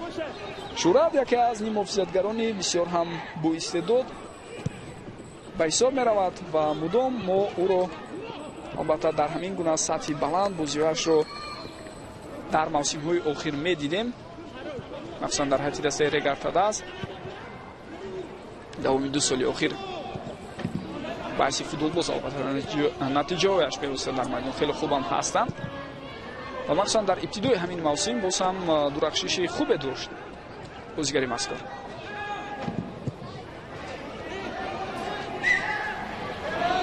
ҳуҷуми навбатии футболбозони дастаи ҳонконгӣ тавассути канори чап Ҳо Ка Чи тӯбро нигоҳ медорад, пас медиҳад акнун ба ҳамдастаҳои худ дар хатти дифоъ, аммо дар ин лаҳза чӣ тавре мебинем хато сурат гирифт. Шаҳром Самиев бо тӯб имконияти навбатӣ барои футболбозони мо, зарбаи Шаҳром ва дарвозабон бо мушкилӣ баргардонида истодааст. чаро Рустам то ба охир ҳаракат накард? ин саволест ки албатта ҳоло касе ҷавоб надорад. Шаҳром Самиев зарба зад, тӯб аз дасти дарвозабон раҳо шуд. Рустам бошад фикр кард ки бо ҳамин тамом, дигар фишор наовард, талош накард то ин ки зарбаи дигаре иҷро шавад дар ин ҳолат. барои дарвозабон Понг Чеукҳей бисёр мушкил буд баргардонидани ин зарба, худи шумо ҳам дидед. ва хато бошад аз сӯи дифоъгар Лай Ҳоито сурат гирифт. боз як гузариши дигар аз сӯи футболбозони мо, имконияти навбатӣ, пас ба қафо буд. тӯбро нигоҳ медоранд бозигарони мо, ҳуҷумро давом додан мумкин аст. Талер Шарипов на, акнун ӯ ҳуҷумро давом дода натавонист. тӯб ба ихтиёри бозигарони мо баргашт. Шаҳром Самиев партофти навбатии тӯб аз сӯи ӯ, то ба охир бояд инҷо мубориза бурдан дар кор буд то ин ки фурсат пайдо шавад. аммо баъзан вақт ҳамон мушкиле ки қаблан гуфтам, футболбозони мо интизори он мешаванд ки ё тӯб дар ҳамон нуқтае ки онҳо қарор доранд бевосита биёяд ва ба назди пои онҳо ва баъдан онҳо ҳаракат кунанд. баъзан вақт албатта ба самти тӯб ҳам ҳаракат кардан дар кор аст. боз тағйироти дигар остиёди мураббиёни дастаи мунтахаби Ҳонконг тайёр карда истоданд. бояд бигӯям ки аз рӯи маълумотҳо сармураббии феълии дастаи мунтахаби Ҳонконг Зето Манчун қаблан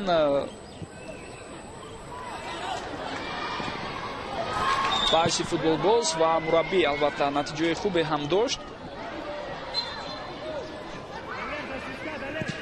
ва ӯ طی سالهای 2017 تا 2018 باعث سرمربی دسته ایسترنی هنگ کنگ کار میکرد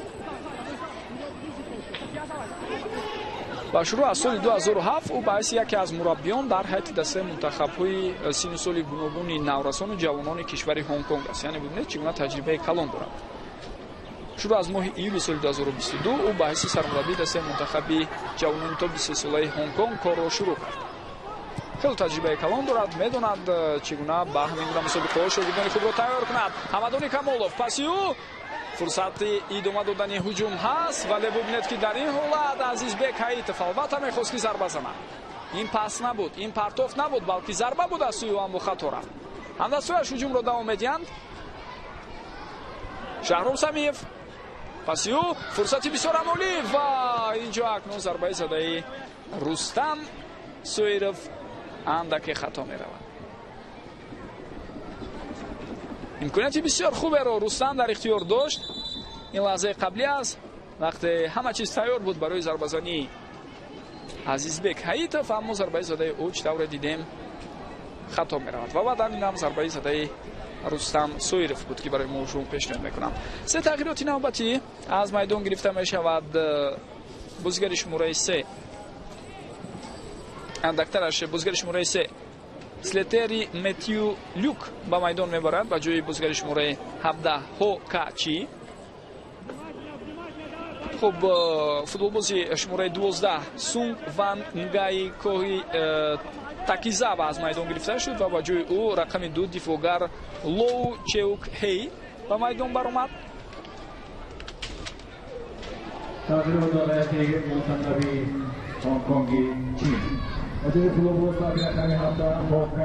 و فکر دارم باز یک نفر دیگر هم عوض شد.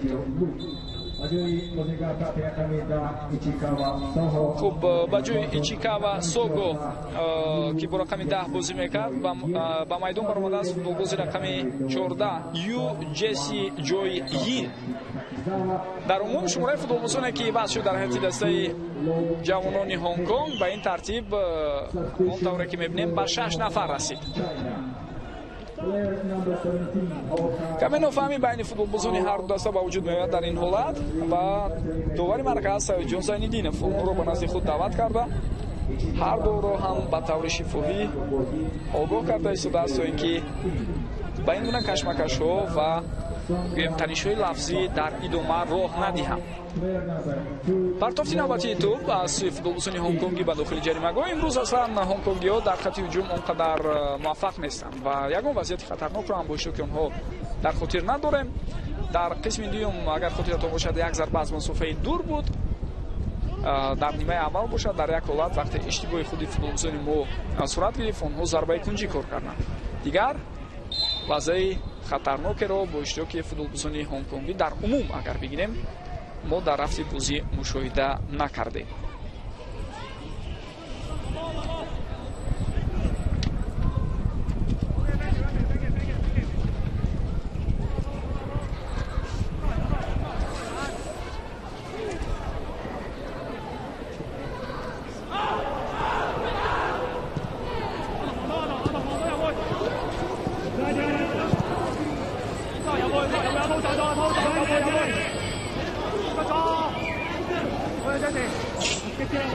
یک معلومات دیگر جالب رو درباره هیئت المپی کشور هنگ کنگ باید بگویم که در پرمیر لیگ این کشور یعنی در چمپیونات هنگ کنگ دسته هنگ کنگ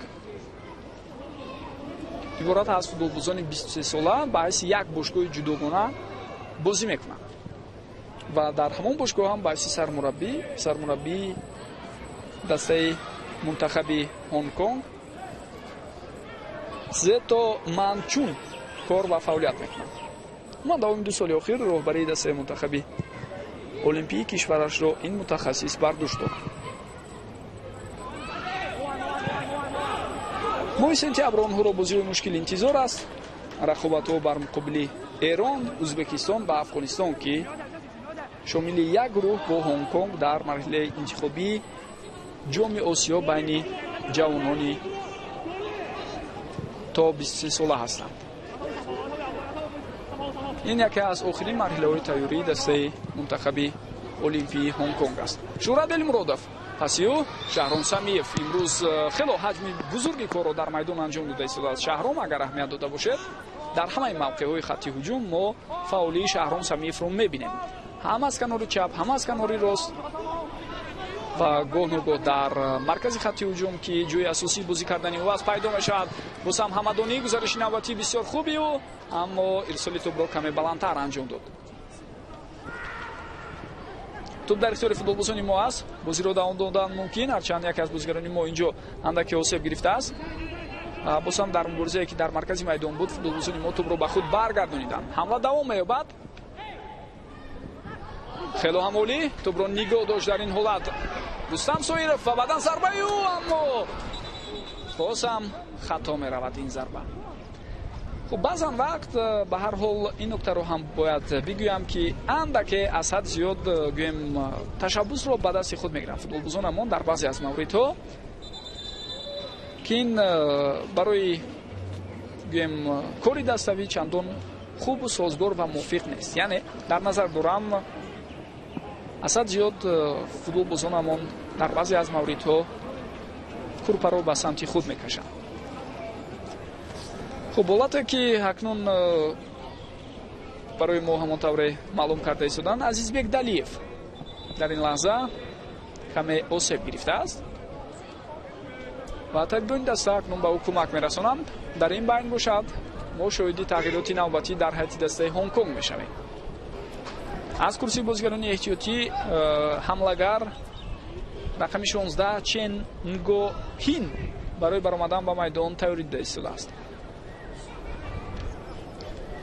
و او با جوی همدستش چنگ چون وانگ ریان بازی رو دوام میدهد.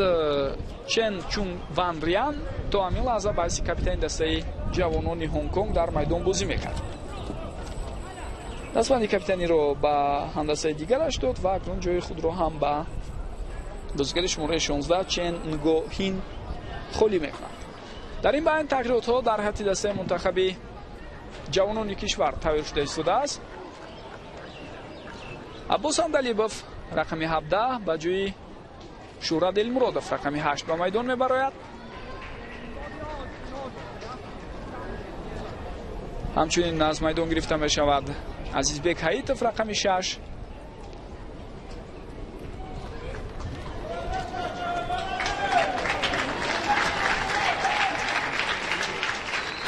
با رقم 9 عبدالفتاح خدایدادزاده با جوی شهرام سمیف وارد میدان می شود. رقم 4 امینجان ارگاشف هم به میدان می براید و او با جوی رستم سویرف بازی رو دوام میدهد و بازیگر آخرین رقم 22 اسرائیل خولوف حالا وارد میدان شده ایستاده است.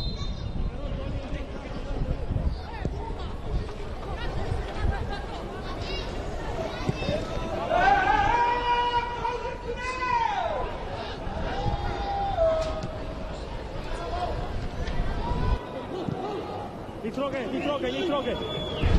Не напад, просто напад. Выше. Не трогай они.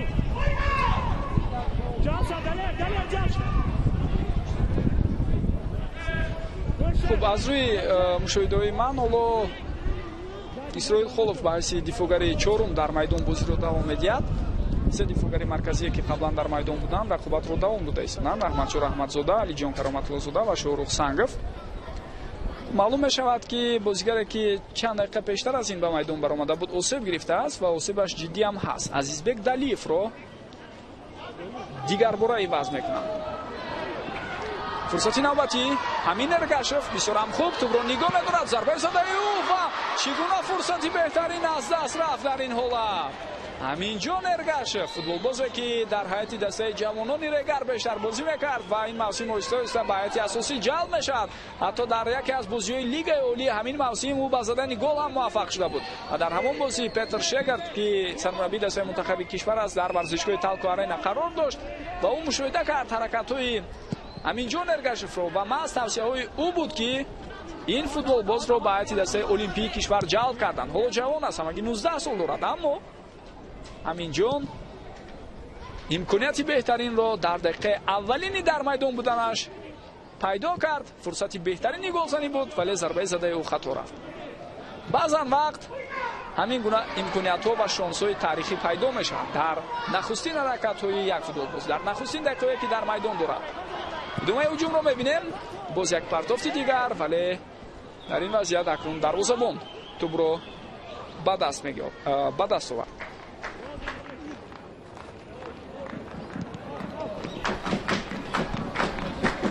бори дигар ба таваҷҷӯҳи бинандагон мерасонам. шояд бештаре аз онҳо ба ин гуна маълумот таваҷҷӯҳ накарданд қаблан, аммо бозиҳои санҷишии байналмилалии рафиқона бо иштироки дастаҳои мунтахаби ҷавонони олимпии Тоҷикистон ва Ҳонг-Конг ду бор баргузор мешаванд.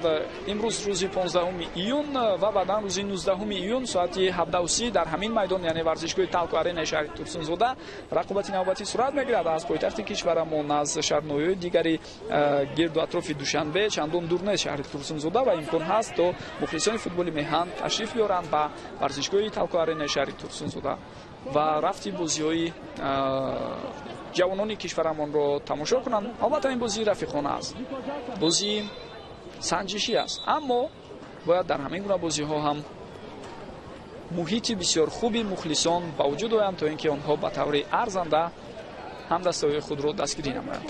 тағйирот: Раҳматшо Раҳматзода аз майдон гирифта мешавад. дифогаре ки бо рақами 3 бозӣ мекард ва ба ҷои ӯ ба майдон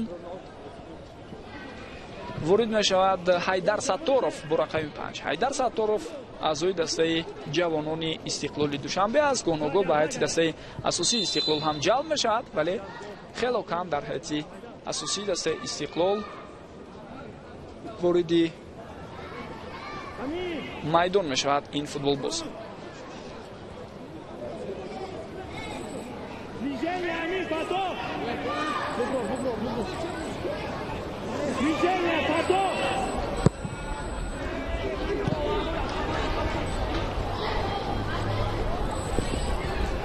дар ҳайати ҳар ду даста бинандагони гиромӣ то ҳамин лаҳза инҷо афсайд аст ва шояд барои ин зарбае ки баъд аз садои ҳуштаки довар буд корти зард ҳам нишон диҳад. бале ҳамин таврам ҳаст. Саёҷон Зайниддинов корти зард нишон медиҳад ба Абдуфаттоҳ Худойдодзода.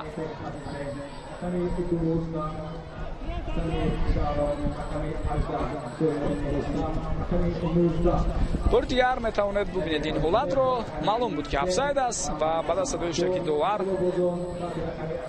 Абдуфаттоҳ Худойдодзода садои ҳуштаки доварро албатта фаҳмиду зарба зад. як имконияти дигар Аминҷон Эргашев ва ин дафъа зарбаи задаи ӯро дарвозабон ва баъдан дифогарон бартараф карда истоданд.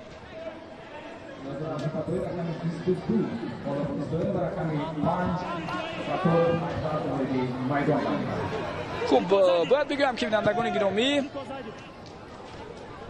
дар ҳайати ҳар даста чӣ тавре болотар ишора кардам 7 нафарӣ иваз карда шуданд ва маъмулан дар бозиҳои байналмилалии рафиқона аз ҳамин теъдоди бозигарон иваз карданаш иҷозат дода шудааст.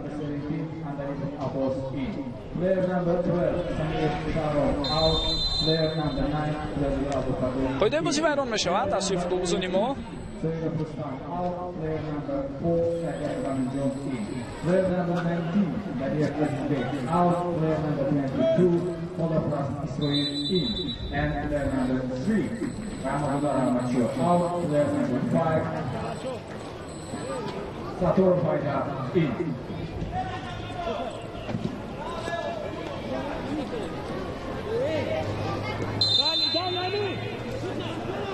хуб, боз як нафари дигар ҳоло дар ҳайати дастаи Ҳонг-Конг дивас шуд. акнун инҷо қоидаи бозӣ байрон мешавад. Аминҷон Эргашев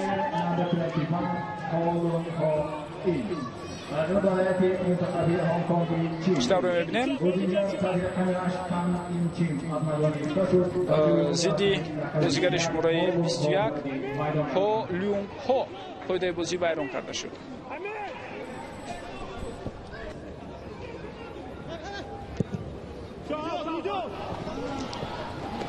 хуб, аз майдон гирифта шуд Тан Ин Чим, бозигаре ки бо шумораи 8 дар маркази майдон ҳаракат мекард дар ҳайати дастаи Ҳонг-Конг ва ба ҷои ӯ бо рақами 21 Ҳо Люнг Ҳо ба майдон баромад.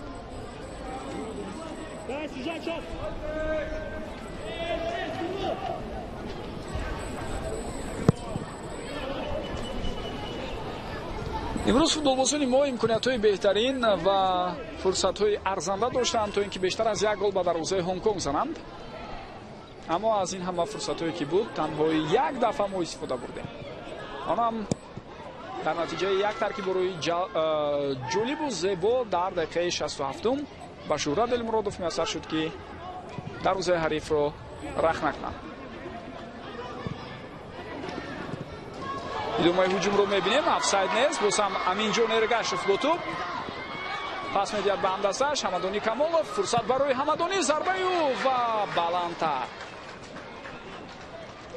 در نیمه دوم حمدانی خیلی هم فعال شد با فرق از قسم یکم. باز هم وضعیت‌های بیشتری خطرناک رو به وجود آورد، اما خودی او در نوبت خویش هنگام اجرای ضربه ها باز هم موفق نمی شود که دروازه حریف رو رخ نکند و اینکه گویم برای دروازه‌بانی حریف پونگ چهوک هی مشکلی زیاد ایجاد نماید. وقتی اساسی رقابت هم خاتمه می‌یابد و 4 دقیقه وقت رو اضافه کرده می‌شود. بینندگان گرامی،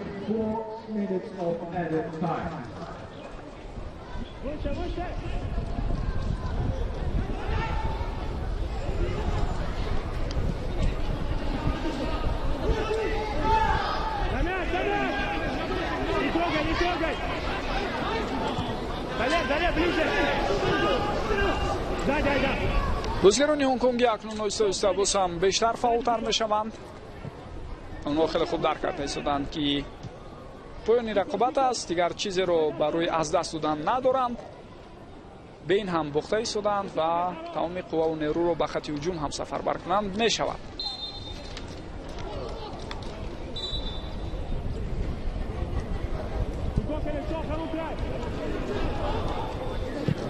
بار دیگر میبینیم این لحظه رو که فوتبالبازان ما قاعده بازی رو ویران کردن. امکانیت برای فوتبالبازان هنگ کنگی اینجا و دروازه‌بان ما سهراب خوجا یوسفوف با باوری بازی میکند و توپ رو به دست خود میگیرد.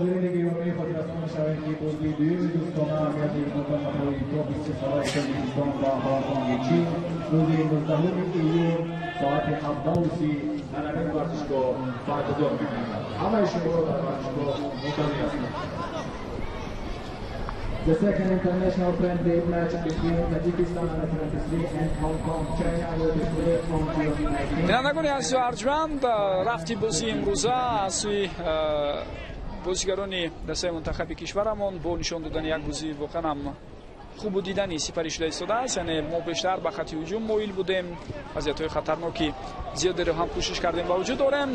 اینجا فرصتی بسیار عالی برای فوتبالبازان هنگ کنگی و ببینید که با آنها میسر میشود که در دقیقه 92 رقابت حساب رو برابر کنند. در نتیجه یک اشتباهی که ما و شما در همین لحظه ها دیدیم، فوتبالبازان ما بعد توی دروازه خود گل سر دادند و گل به نام بازیگر نوشته می شود که از کرسی بازیگران احتیاطی وارد میدان شد. سلاتری متیو لیوک، فوتبالبازی که با شماره 3 بازی میکند، در این حالت با زدن گل موفق شد. اینجا پیش از همه دروازه‌بان ما از موقع خود بیرون شد. سهراب خوجا یوسفوف موقع رو خالی ماند. فوتبالبازان دسته هنگ کنگ هجوم رو دوام دادند. ارسال توپ به داخل جریمه‌گاه. اسرائیل خلوف و همدستان دیگرش نتوانستند که پیش راهی سلاتری متیو لیوک رو بگیرند و با همین ما به دروازه خود گل سر داده ایستادیم.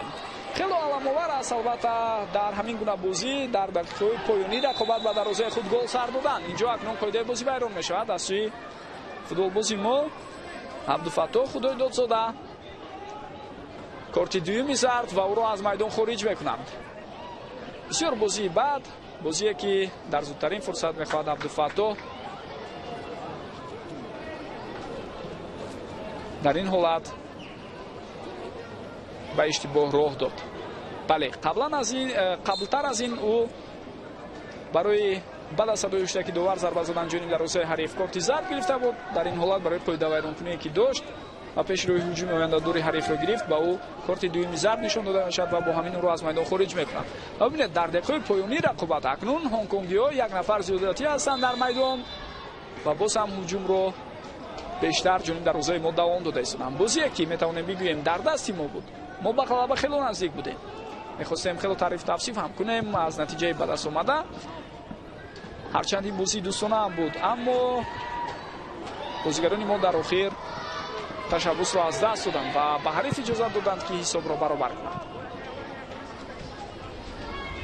بعد از با حساب مساوی خاتمه یافتنی رقابت امروز خانه‌ها با سهم فوتبالگزاران ستادی مربیان به خاطر می‌آورند همان کمبودی و همان اشتباهی که در رفتی بازی بود و مهمتر از همه ما باید اطراف چگونه استفاده بودن از وضعیت‌های خطرناکی که در رفتی بازی داریم درست سر بیاندازیم و سر آنها کار کنیم تا اینکه این کمبودی رفع شود و در بازی‌های بعدی از کمترین امکانات‌هایی که داریم گل زنیم. ببینید هنگ کنگ در رفت همین بازی اونقدر فرصت زیاد نداشت. میتونیم بگیم که همین یک امکانات آخرینه که اونها گل زدن همون یک فرصتشون بود اما اون رو به گل تبدیل دادن. ما باشد فرصت‌های بهترین و بیشترین گل زدی رو صرف نظر میکنیم و استفاده برده نمیتونیم. بسیار سپاس میکنم بینندگان گرامی که طول این مدت جریان رقابت دست‌های منتخب تاجیکستان و هنگ کنگ را شما یک جا با تماشا کردید. یادآور میشم که بازی بین‌المللی رفیقانه میان دست‌های منتخب المپی تاجیکستان و هنگ کنگ بود که روز 15 یونیو سال 2023 میلادی در ورزشگاه تالکو آرنا شهر تورسونزاده برگزار شد و اون با حساب مساوی 1-1 خاتمه یافت. روز 19 یونیو بازی تکراری با اشتراک این دسته در همین میدان صورت میگیرد. پرویز محمد امین رفتی رقابت مذکور رو برای شما شرح و توضیح داد. در مجری بزرگی تکنیکی برای تهیه این رقابت همکسبان من تحت رهبری کارگردان سلطان برزودی و یاور او ضیاءالدین سفرов کار کردند تا اینکه این گزارشی